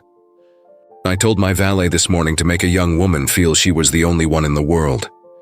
I discovered, as I said it, that I learned it from you. The wind brought the scent of lavender and a trace of brandy the coat still kept from the club. The afternoon had the very color of things not yet spoken. Dmitri appeared in the distance, not as an executioner, but as a brother, and the rift, which until then had been shadow, stood out under open sky. Yelena took her leave with the smallest wave. Edmund watched the direction she went, and for the first time since he had met her, accepted a truth entire and without ornament. He did not want to win anything. He wanted to build, and if to that end he must lose ground before the world's haste, he would lose it without remorse. Because when the right woman is the country, no worthy man attacks. He learns the language, requests a visa, and awaits the hour to cross the bridge, with empty hands and a full heart. The Russian embassy opened like a winter palace transported to Mayfair. Deep tapestries, ivory and gold that did not shout but reminded at every corner that more than smiles were being negotiated there. Vladimir Osipov, serene presence and old calculation, crossed the hall like a man dealing cards from a deck whose number of court faces only he knew. He greeted an English duke with a firm hand, held for 2 seconds the attention of a marquess tied to Baltic trade, listened without interrupting a Foreign Office undersecretary, and at last inclined to the Austrian ambassador with the sort of cordiality that keeps a ruler behind it. Steady linen is what allows wide seams, he remarked when the marquess asked about tariffs. Bridges are built with local stone. He returned to the diplomat who suggested hastening agreements, and to the Englishman who in a low voice ventured to speak of railways. He offered only, "Where the rails pass, ideas pass as well." No one received long answers. Everyone received the exact measure. Beside him, Dmitri fulfilled the role of watchman and host. He made introductions, diffused tensions, protected his sister's name without letting the gesture look like a shield. Edmund observed from afar with the interest of one who knows how to weigh men and intentions. Leaning against a column, untasted brandy in his glass, he silently checked the night's geography. Who orbited whom? Which names Yelena's father drew close to his ear?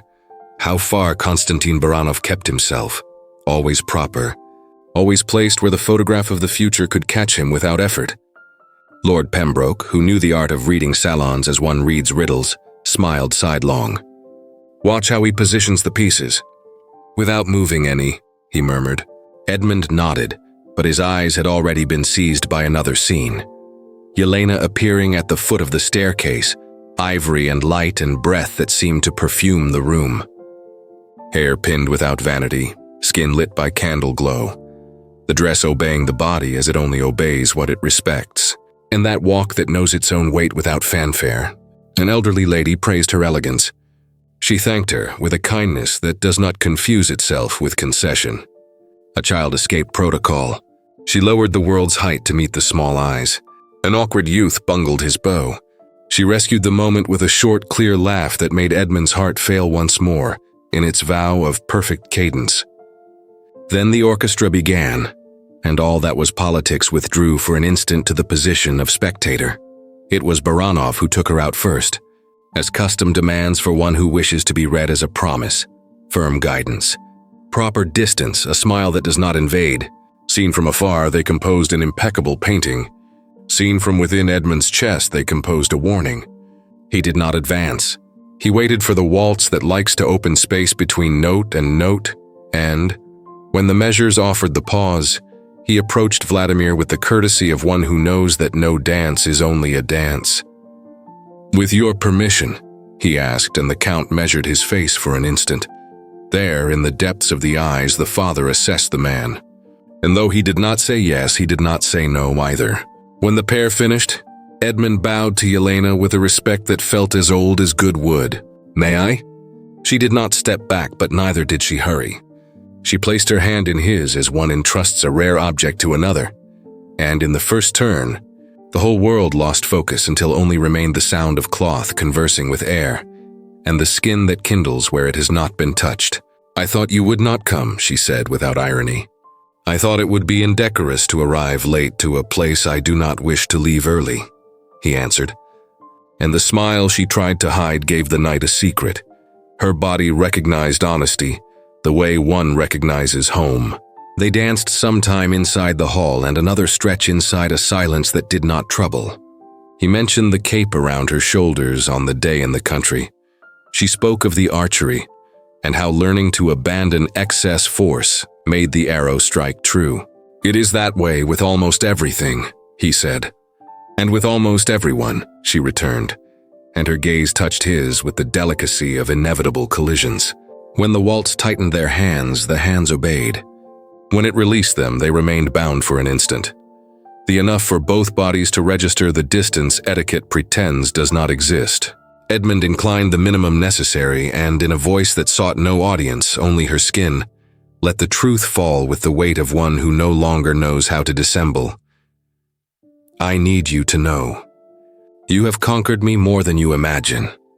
The air within Yelena curved, and for a brief second she sought the firmness of her own decorum like one finds a banister on a dark flight of stairs. Even so, she did not retreat. "You choose words that ask for time," she said, keeping a lady's spine and a heart in disciplined flutter. "I choose the time that knows how to wait for words," he returned. And for several measures it was only this: fingers interlaced without haste, breaths discovering each other's rhythm, his heart failing its old vows of cadence when the true smile appeared on her face like candlelight, kindled on an altar without witnesses. Around them, the machinery of the night resumed its stations. A secretary whispered to a baron, A sharp widow calculated the value of glances. Two ladies polished an old malice, while, in the music's quiet center, the two learned to say much with almost nothing. The final chord sounded. Edmund loosened his fingers first so that the decision would be hers. Yelena drew them back with tenderness and a message, like one returning a treasure to its proper box. With no contact now, they looked at each other for long seconds that held them in their private world. They then stepped apart, each to their margin. First the space necessary for society to breathe, then the interval in which a man seeks breath not to say what he mustn't. Only in that meantime, with the hall's tide rising again, trays, laughter, small intrigues resuming their course, did Pembroke arrive at his friend's side like one who sets a hand on a ship's rail on a windy night. There was no fanfare, only the low timbre of one who collects reliable rumors and knows the weight of words before releasing them. "There is talk of an announcement. Before the week is out," he said, head almost still, eyes following the flow of pairs. "Some whisper it could be tonight if the toasts open a path." Edmund did not turn his face. He kept it serene as if the music still upheld him, but inside something lit into heat, jealousy and resolve, a combustion that rose from stomach to chest as if the waistcoat had suddenly grown tight. "Tonight?" he repeated, dry, and the word came out too short for a man accustomed to measuring distances with elegance. Pembroke did not smile. "You are running hot, Grantham, and hot tends to miss the mark. I cannot pretend I did not hear." "No one asks you to pretend," the friend returned, loyal, "only that you not fight shadows. See who speaks to whom. Understand who is pushing the board. And meanwhile, do not spoil what you have already built. Her trust." Edmund swallowed the dryness in his throat, his eyes sweeping the hall like one searching for a countersign. He found Yelena a few paces from her father. She was no longer in his orbit, yet still seemed to carry him at her pulse. A quiet he alone had seen born in the dance. He asked without voice, "Is there hope?" And she, understanding what can be answered when half the city is watching, lowered her eyes for an instant.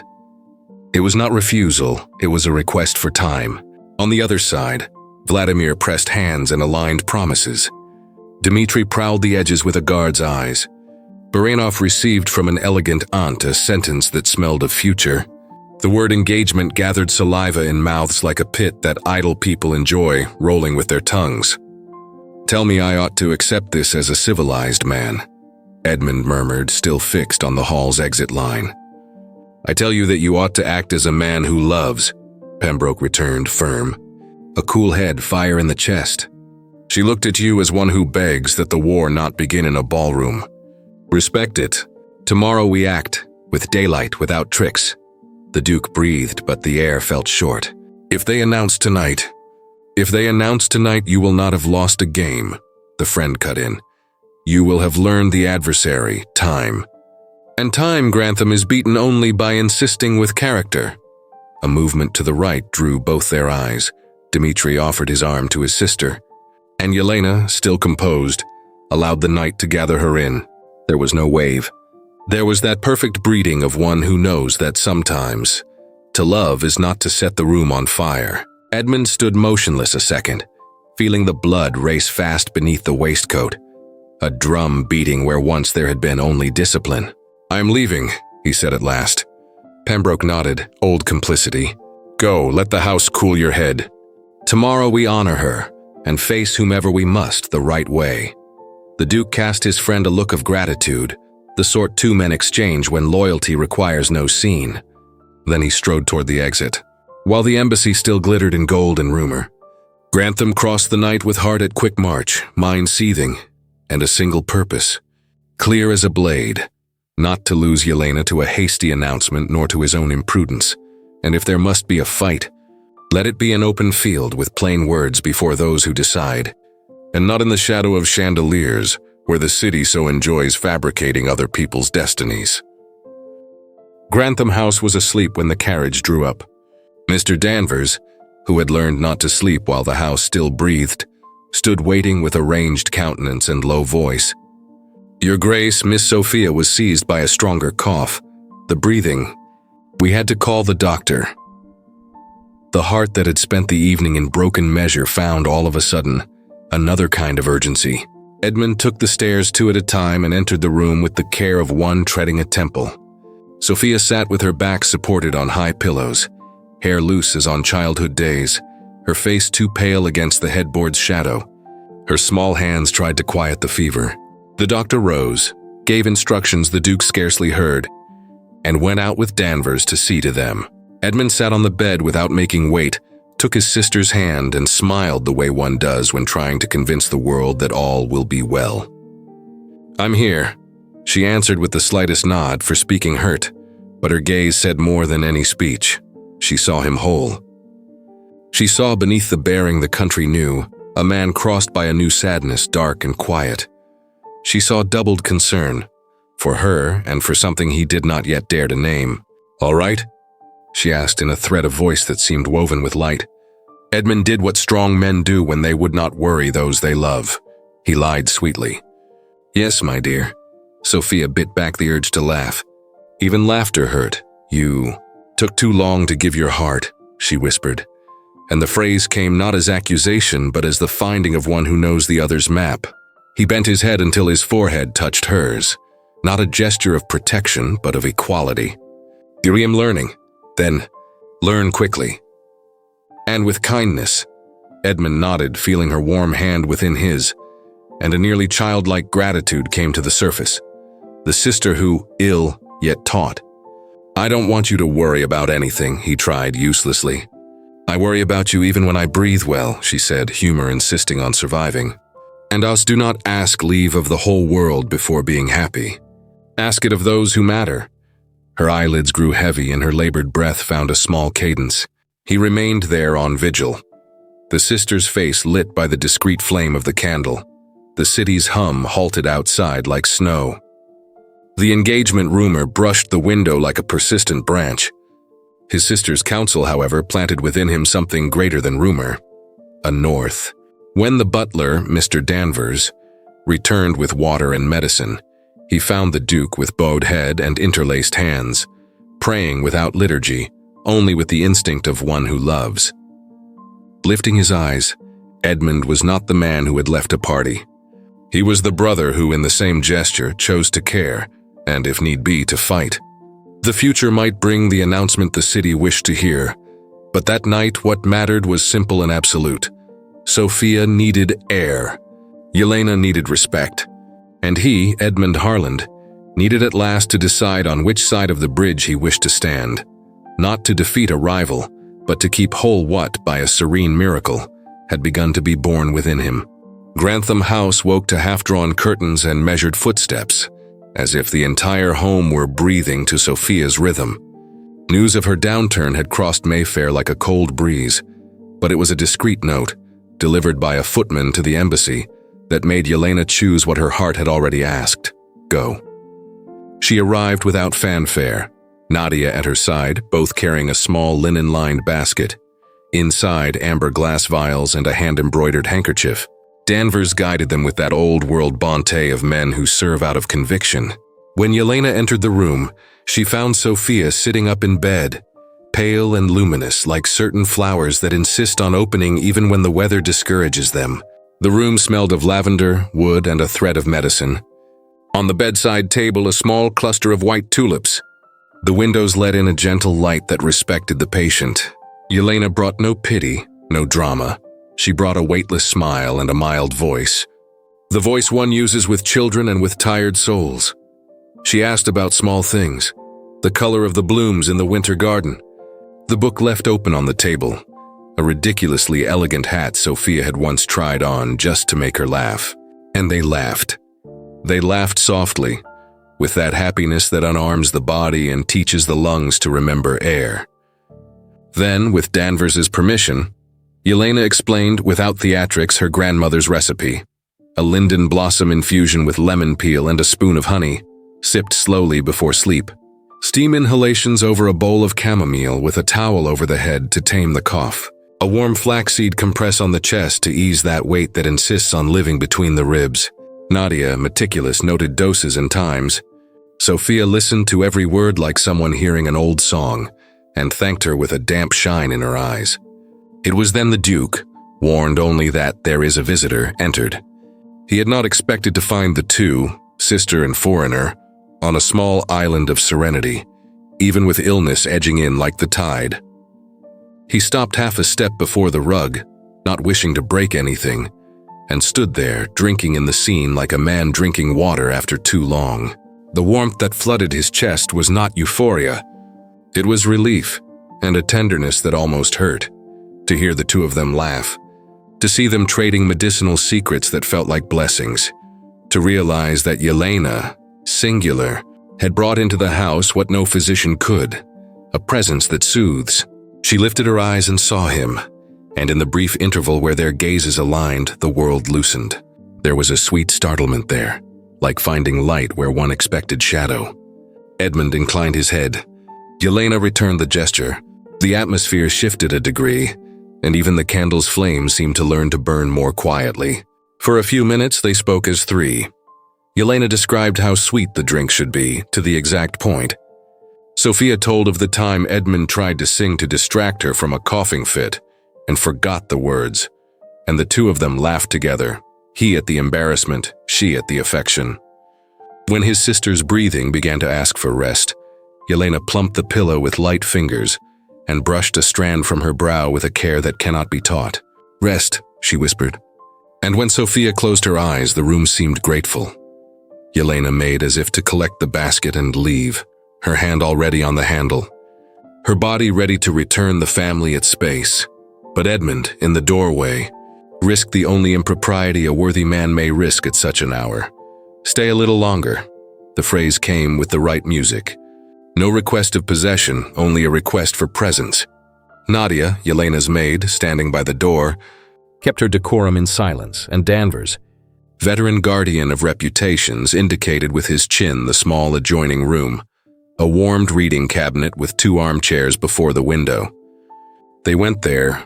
The walls were the color of walnuts, the light slanted in, and the clock on the mantel marked the hours like one who does not wish to wake anyone. They stood at first, too near to call it formal, too far to call it intimate. It was the exact distance where the senses sharpen. Edmund thanked her visit in few words, enough for his chest to ease a little more, and without realizing it, stepped closer. Yelena did not retreat. She spoke of what holds value when the parties end, how gentleness changes a house's scent, how true courage is quiet. Her voice had the temperature of late afternoon, warm, contained, with something that inebriates by degrees. He listened with his whole being. When she smiled faintly at some unimportant detail, the clock's stubbornness, a vase set crooked, his heart suffered that old jolt, no longer surprise, now recognition. "When you smile like that, everything seems easier," he said, almost a secret. "Then I shall smile more," she answered, and they both laughed softly as if even laughter might wake Sophia's sleep. The silence that followed was not empty. It was a narrow corridor leading to a closed door. Edmund raised his hand, the usual question in his eyes. "May I?" And Yelena nodded almost imperceptibly. The tip of his fingers touched the curve of her face, high near the ear, where a rebellious strand insisted on escaping. The touch lasted a breath span, but both their bodies learned an entire alphabet. Yelena's perfume, the mingling of roses at nightfall, and the sweet thread of linden infusion that clung to her fingers, rose like a memory. Edmund's discreet bergamot, linen, something of warmed wood came to meet it.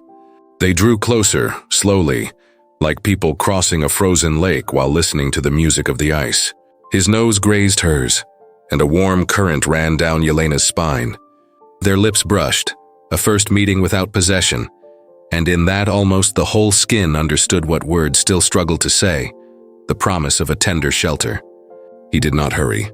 She did not flee. The second touch was clearer, a slow, delicate grazing that asked for nothing beyond presence. Time, obedient, made space.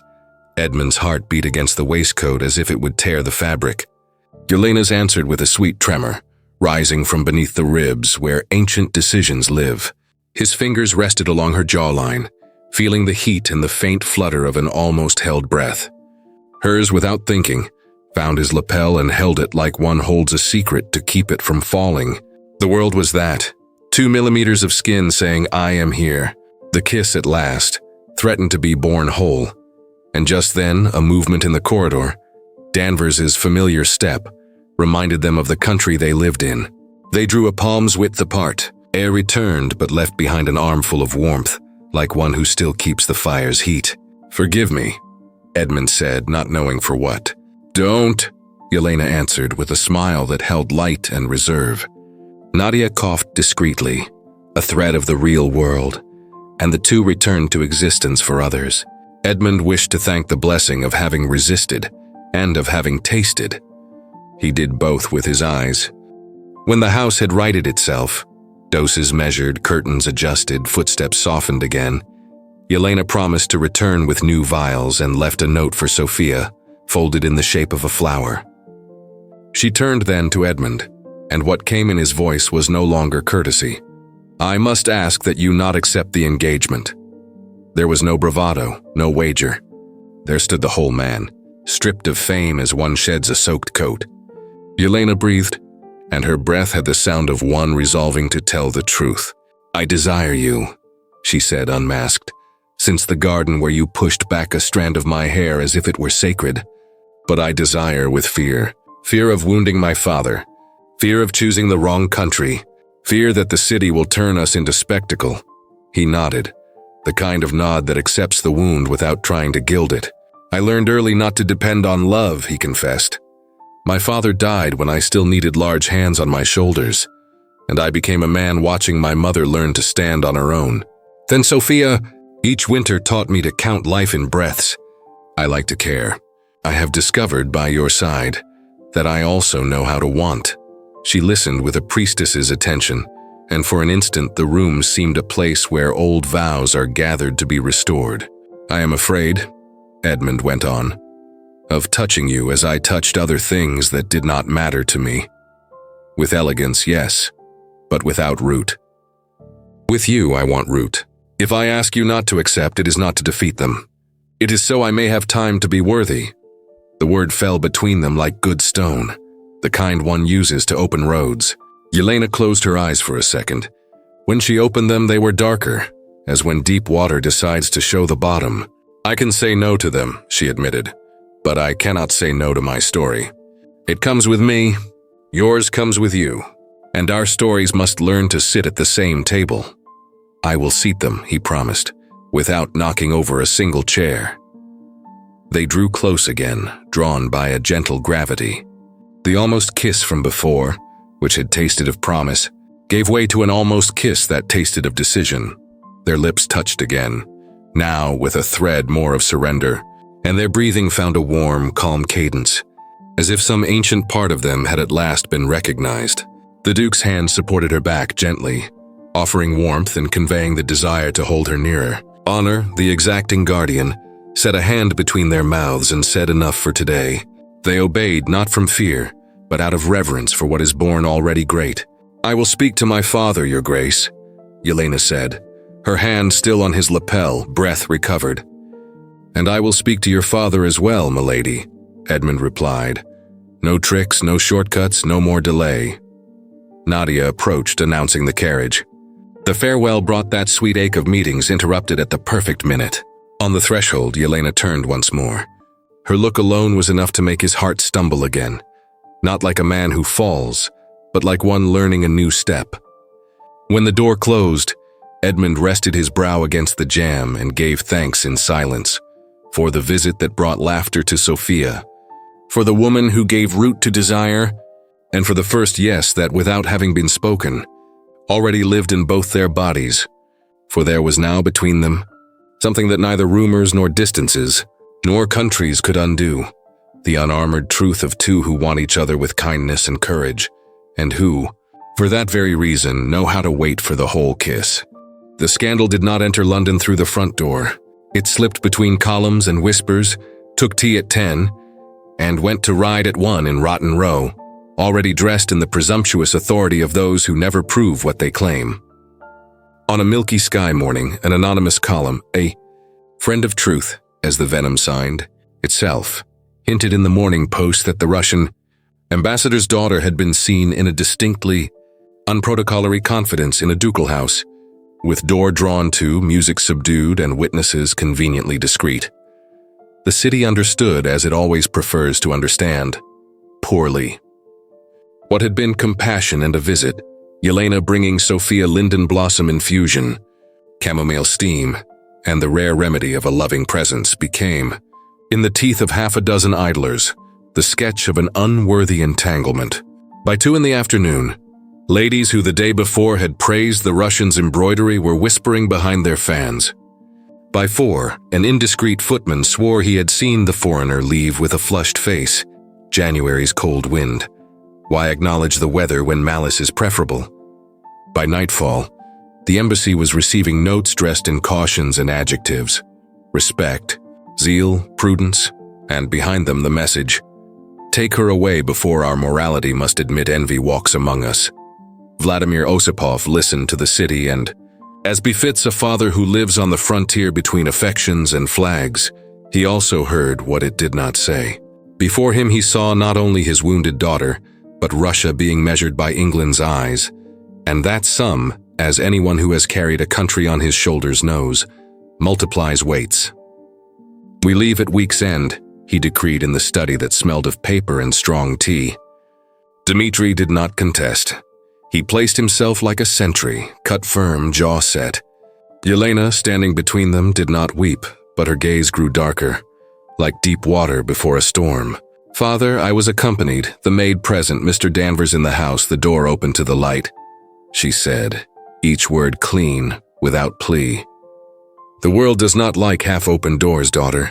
It likes locks and the keys in its own hands," Vladimir returned, and the pain in the phrase did not make it less severe. At the same hour, in Grantham House, Edmund read the printed malice with that grave silence Danvers had learned to respect since he was too young to master his own blood. "They have made a scandal of kindness," said the butler in a rare overflow. "They have," the Duke agreed, and his face, unmoving, revealed only the eyes. A few minutes later, Pembroke came in without ceremony, brought by loyalty and haste. "I've read it, and the city is already chewing," he announced, setting the paper on the desk like one lays down a weapon. "If we don't move quickly, she'll have left London before you can offer even the decency of a defense." Edmund did not explode. He burned inside. "I will not defend in whispers what was attacked in print," he replied. "I will do it in daylight. First Vladimir, then the editor." The friend, who knew both banks of his character, calculation and courage, nodded.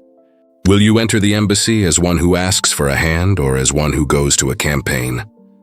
"As one who knows that at times love and campaign are the same thing, but to protect, not to take." His heart beat in a march's rhythm. At the same time, each memory of Sophia's soft laugh beside Yelena, each detail of the gesture with which the Russian straightened his sister's pillow, swelled in him a tenderness that turned duty into joy. "Then go," said Pembroke, laying a hand on his shoulder, "soldier and brother. Cool head, hot chest. I'll handle the paper. Mind the honor, not the headline," Edmund cut in. "First her father. The rest is consequence." And he left, the house remaining in expectation, like when thunder is slow to come, but everyone has already seen the flash. The embassy received the Duke with the usual protocol and an unprecedented temperature. The air had the density of an armory.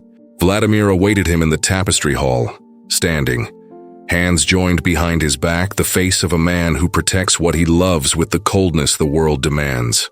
Dmitri stood half a step away, guard and witness. Yelena was not present, the sensible decision of a father who knows certain conversations must not bleed before a daughter. "Your Grace," said Vladimir, courteous as a polished gladius.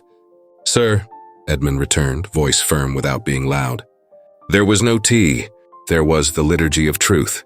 Your city has suggested that my daughter forgot herself," the Count began, "and it did so invoking the name of your house." The Duke did not look away. "My city wrote, Count, what some wished to see. I saw what happened. Your daughter came to salvage a hard night for my sister, accompanied within decorum, and brought into my home what London does not usually produce, care." A muscle moved in Vladimir's cheek.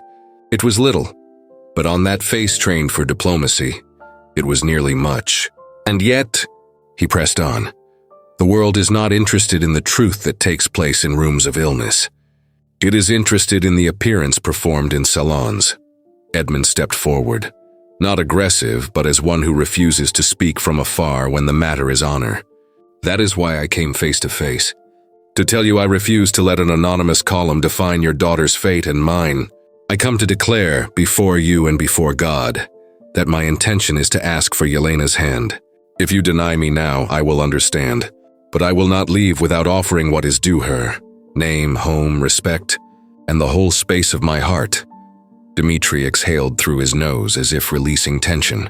Vladimir did not return words at once. He walked 2 steps, measuring Edmund like a man surveys land before laying foundations. "You speak with the firmness of a youth and the judgment of a man," he said at last. "But more than 2 hearts are at stake. There is reputation. There is faith. There are countries that eye each other sidelong at the negotiating tables." The Duke did not retreat from the sensitive point. "I do not ask you to falsify your ruler. I give you one. I require a printed retraction in the Morning Post signed by the editor. I bring written attestations from Mr. Danvers, from my housekeeper, from the physician who treated my sister that night, and, if necessary, the very note of thanks Yelena left, folded into a flower. In addition, I put in writing the terms of respect for your daughter's faith. She will have full freedom of worship in my home, and, if she wishes, may maintain her own chapel with a priest of your confidence. As for the world, I offer my name and my position to silence those who prefer calumny to facts." The silence that followed had the weight of a sentence carved in marble. Dmitri looked to his father. The father looked to the Duke. And for a moment there was no London, only 3 men before an invisible table. "And if I say no?" Vladimir asked, more to sound him than to deny. "I will respect it and withdraw that I not add to your burden. But as of today I hold myself responsible for preventing the mud of this city from splattering your daughter. Deny me her hand, do not deny me the duty." The ambassador, who had seen great men ask little and small men ask much, recognized the rarity of that balance. "I am not dull enough to confuse bravado with honor," he yielded at last. "I will give you a path, narrow but clear. Bring me in 48 hours that public disavowal. Deliver to me in writing the guarantees you mentioned, and pronounce before witnesses of my choosing the formal request. If you fulfill each step, you shall have my permission. If you fail at one, I will leave London without even allowing you to speak to my daughter again." The ultimatum fell between them like a narrow bridge between 2 cliffs. Edmund inclined his head without humiliation, assent of one who accepts a just trial. 48 hours, he repeated. "Bring the hours," Vladimir concluded. When the Duke left the embassy, Edward Pembroke was waiting outside, jacket lifted against the wind, eyes of a confidant. "And? 3 tasks, 2 days, and a world watching," Edmund answered. "With luck, we'll need only 1. I'll go to the post and throw open the windows," the friend promised. "Open all of them. I will bring the sun." The next morning, London woke to 2 quiet moves that would alter the course of that rumor. At No. 173 Strand, the editor of the Morning Post received, upon desk and conscience, the weight of a ducal letter written with the precision of one who dismantles a sham piece by piece. Attached testimonies, timed notations, names, Mr. Danvers's word in a firm hand, the physician's attestation, even Sophia's note, tremulous but clear. "Thank you for teaching me to breathe better." Along with it came the explicit promise of an action for defamation should the retraction not be printed in the afternoon edition. And at number 1 Whitehall, an under-secretary of the Foreign Office, who had read the paper with disgust as well, was discreetly informed that a retraction would protect not only a family, but the diplomatic decency of the city they governed. No one seemed eager to turn the lack of character of half a dozen gossips into an international incident. By the stroke of 3, messengers were crossing Mayfair with fresh copies.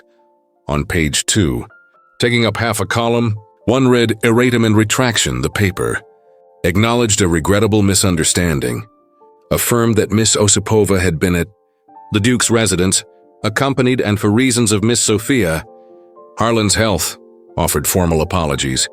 To the families and to our readers, for having allowed haste to overtake verification. It was not poetry, but in that tongue, it was the nearest thing to justice.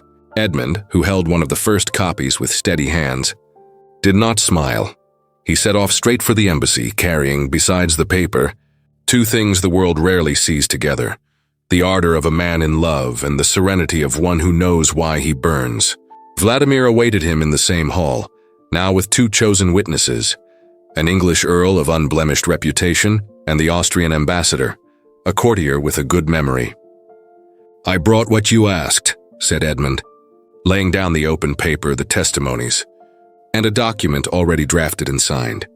Sealed with wax, guarantee of freedom of worship for Yelena, retention of her lady's maid, part of the dowry preserved under her own administration, and an annual endowment in her name, destined to charitable works of her choosing.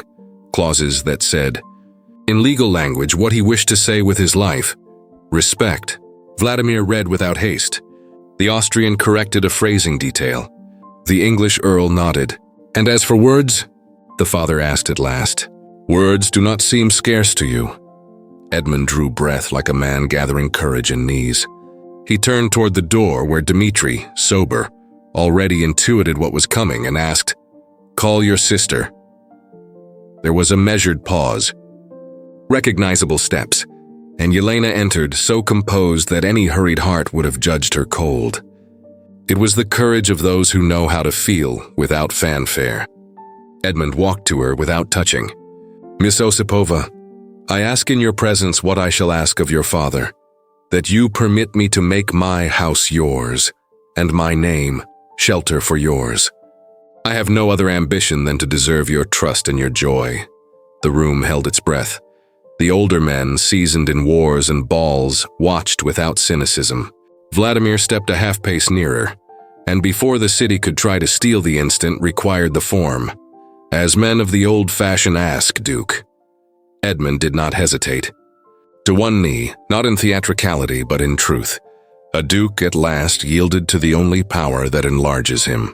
"Count Osipov, I ask your daughter's hand for betrothal and subsequent marriage, in the proper season, under the blessings of your faith and mine, as we shall agree."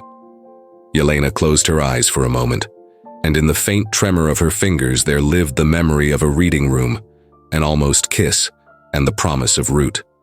Vladimir sustained long seconds that, on the calendar of those who decide, weigh more than months. "Rise," he said at last, and his voice was no longer a gladius, it was a plumb line.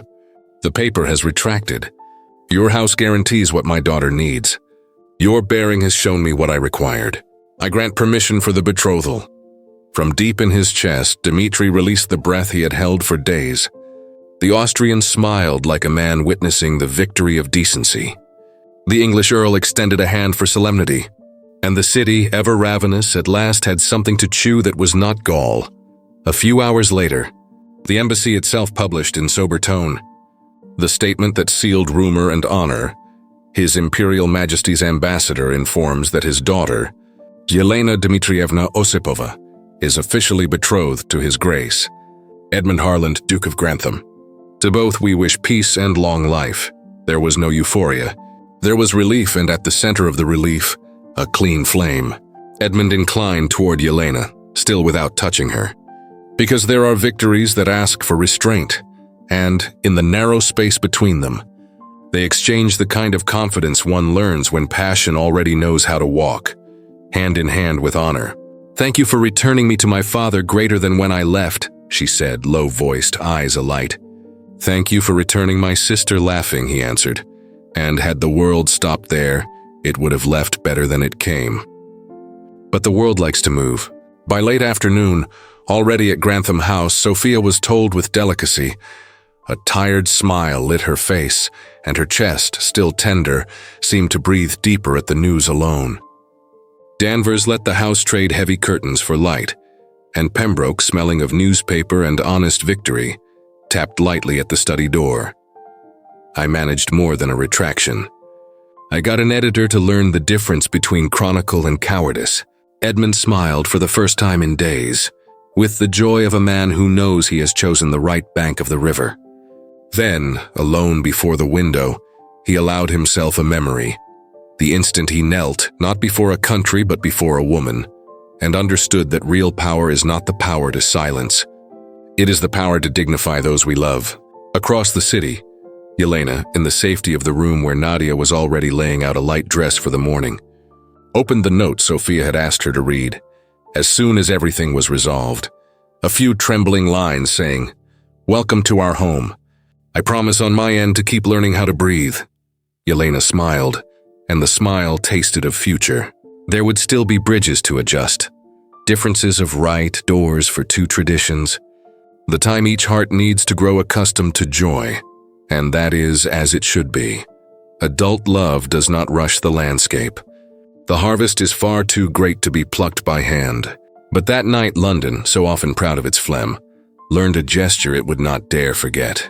A duke can, indeed, disprove a rumor, and in doing so, discover that the only defeat worth anything is to kneel before the only victory that sets one free, the victory of consent.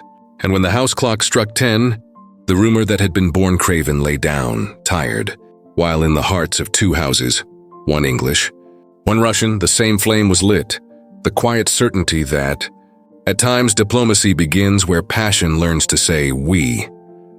The wedding took place in a London that seemed to have learned, for one day, the language of contained joy.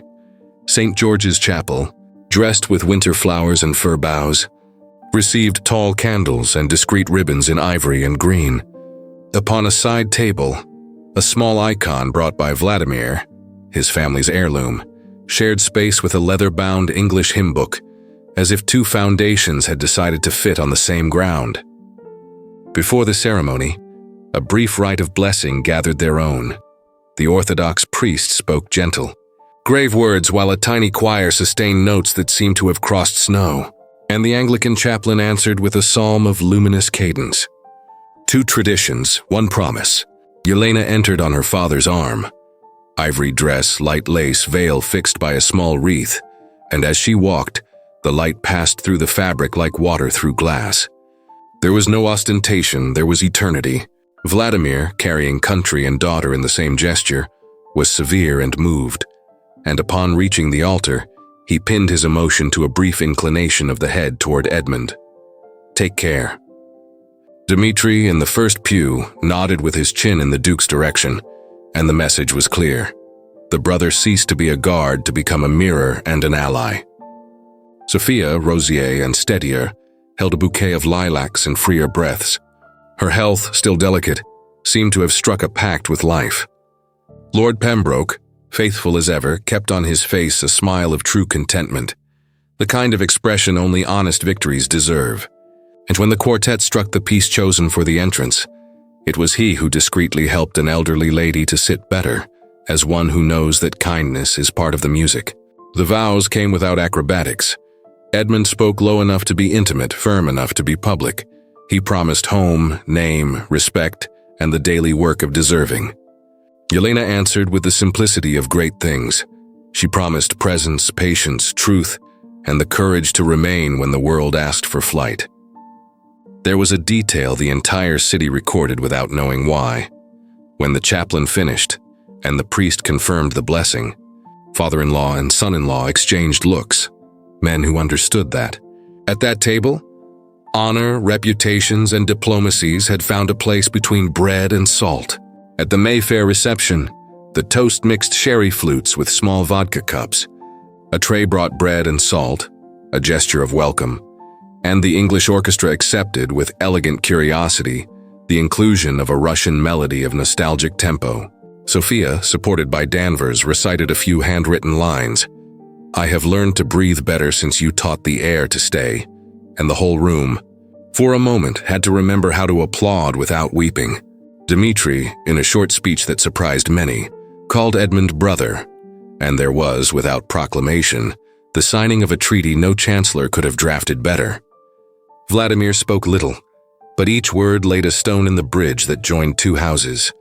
And Lord Pembroke, with the lightness that was his timbre, made even the austere ambassador laugh, assuring that friendship, too, would be an advisor to the marriage. Yelena, among greetings and dances, preserved the serenity of one who is whole. Edmund, eyes upon her, wore the smile of a man who knows what he has. Not a trophy, but a choice. When they danced, hands entwined, the hall understood without explanation. The old reputation of a seducer had given way to a more difficult and more beautiful role, the husband who desires and cares with the same intensity. At night, when the house returned them to themselves, and the world's murmur closed outside like a well-mannered door, the nuptial chamber held a warm penumbra of candles and heavy curtains. The window let in a little of the garden, as if the trees wished to bear witness.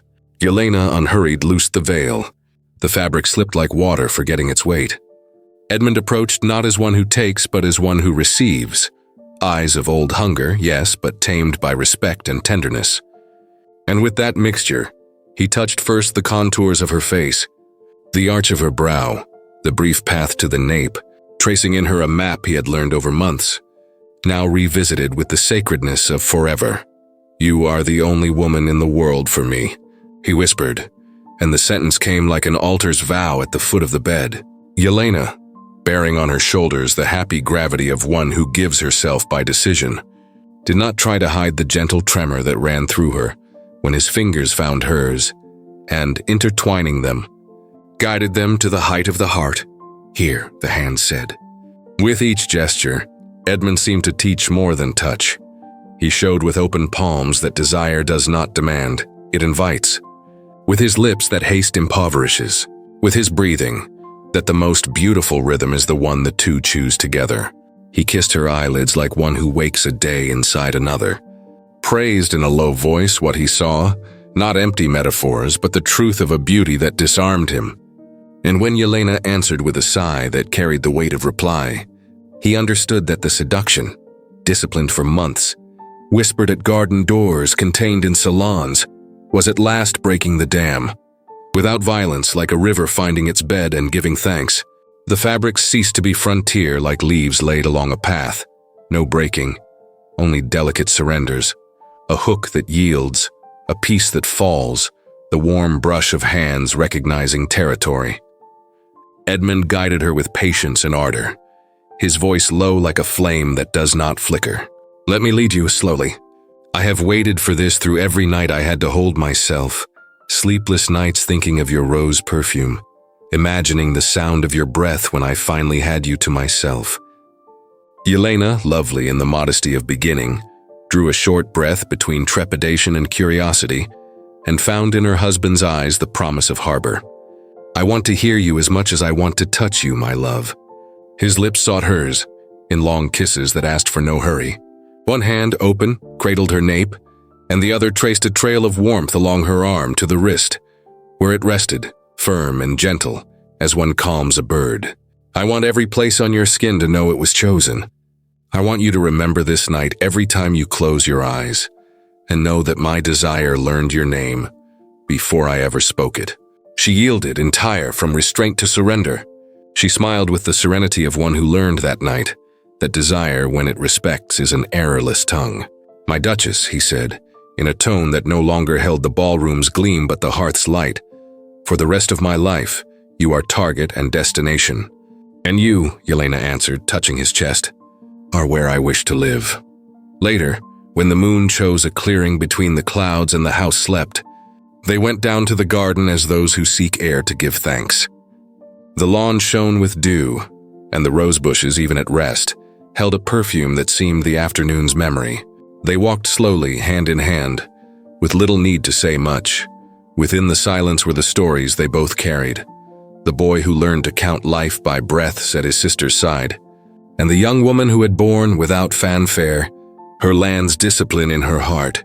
Now, in an English garden, two biographies sat at the same table. They stopped by the pergola where once they had spoken of bridges. The night made a shell around them. Edmund drew her lightly to him and, looking at the beloved face as one contemplates a daily miracle, spoke unmasked, "I never lost a game." He laughed at himself softly and finished with the honesty marriage makes possible. "Until I met you." Yelena tilted her head, eyes alight within, and the smile that kindled her face was not triumph over him. It was triumph over the world.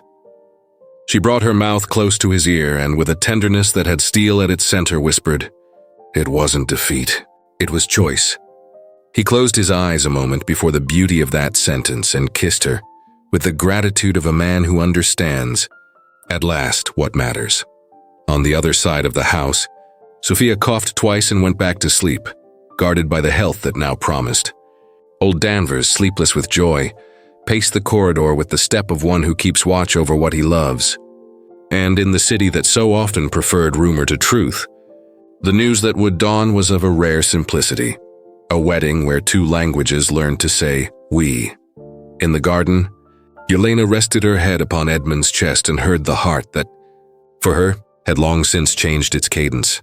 The Duke, his body still alight from surrender and his soul clean of empty promises, pressed her fingers and looking at the windows of the house that now belonged to them, chose an ancient and new word, always, and like the vows, the dew, and the moon, the word remained.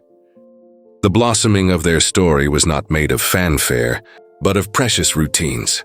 Light slanting into Grantham House, the smell of bread, sugared cakes, and tea, children's laughter darting through hallways like stubborn sparrows. Years passed, and Yelena, now Duchess of Grantham, fully inhabited the quiet dream she had always whispered, to be the heart of a family, with the elegance of one who knows that love proves itself in daily care. 3 healthy, well-mannered children, raised among innocent piano notes and worn book covers, learning to give thanks before asking, to greet before speaking louder, to listen as their father had taught, the eldest with a sense of responsibility and boots muddied by adventures in the park. The middle daughter, observant like her mother, already mistress of a small herb garden. The youngest, curious and sweet, attentive to the world as though collecting light. Yelena divided her days between the children's lessons, visits to the charities she supported, and her loving stewardship of the household, not with rigidity, but with tender firmness, ensuring each servant was treated with dignity. Mr. Danvers, prouder and more serene than ever, directing all like a conductor who knows every instrument. Philip Everhart, once a valet, now a confident young man still loyal to the last hair, dispensing gentlemanly advice to apprentices as a legacy of the Duke. And Nadia, always Nadia, moving like good silence, guardian of the small rituals that help a home breathe. In the gardens one afternoon, Lord Pembroke and Sophia walked side by side. Her health, much improved, lent a pretty flush to her cheeks, and recent maturity gave her wit more sharpness and her gaze more depth. Months of quiet closeness had polished between them a language of their own. Innocence on one side, delicate intention on the other. They stopped to watch the children roll in the grass, and Pembroke, with the frankness only respect permits, murmured, "Their love is admirable, Sophia. To watch Grantham and his Duchess is almost a lesson. And I, if you allow me, desire more than anything to show you that you too can be loved that way, wholly, under the eyes and hands of the right man." She lost a breath, not for lack of air, but for the sudden recognition of that adult flame in the gaze of the old friend she had so intimately admired. She contemplated the intensity and sincerity in the masculine eyes, and there were no doubts, only a smile that knew its own meaning, and the small spark of a possible future. In the distance, Vladimir, a frequent guest, spoke contentedly with an English secretary. The marriage alliance had opened discreet, solid doors, easier access at ports, the circulation of books and musicians between capitals, firm letters crossing winters, and the ambassador, a man of few but weighty words, admitted in private that no treaty had achieved as much as his daughter's marriage. And they, husband and wife, walked hand in hand at dusk, the house beating behind them like an organ of warm notes.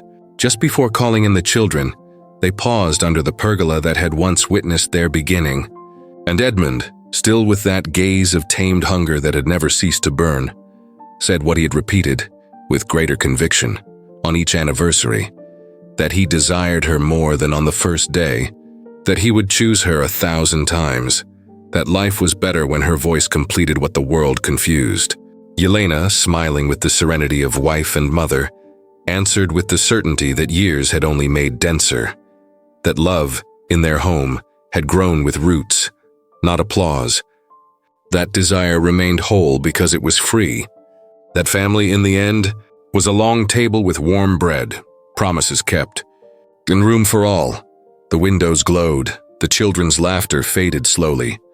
The steps of Danvers and Nadia tuned the night. A small note from Sophia tied with ribbon. "I am well." And, beside the pergola, he drew her lightly to him and, smiling, promised in a murmur to go on choosing her every day, in the quiet joy and in the flame that never goes out. She answered with a sweet, certain gleam, before receiving the tranquil kiss of a duke who had at last won the only contest that matters, to turn passion into home, and home into always. If this story lit in you the same serene flame that unites Edmund and Yelena, subscribe to the channel Velvet Hearts Romances and leave your like, the simple gesture that keeps our next romances alive. Tell us in the comments which scene touched your heart the most. And if you wish to discover the love story of Sophia Harland and Edward Pembroke, comment, "Tulips." Your voice guides the next chapters of the channel. Share this episode with those who believe in love that grows with respect. And activate the bell so you won't miss the next encounter. Here, every week, more stories that celebrate choice, surrender, and forever. Thank you for being with us. I'll be waiting for you in the next video.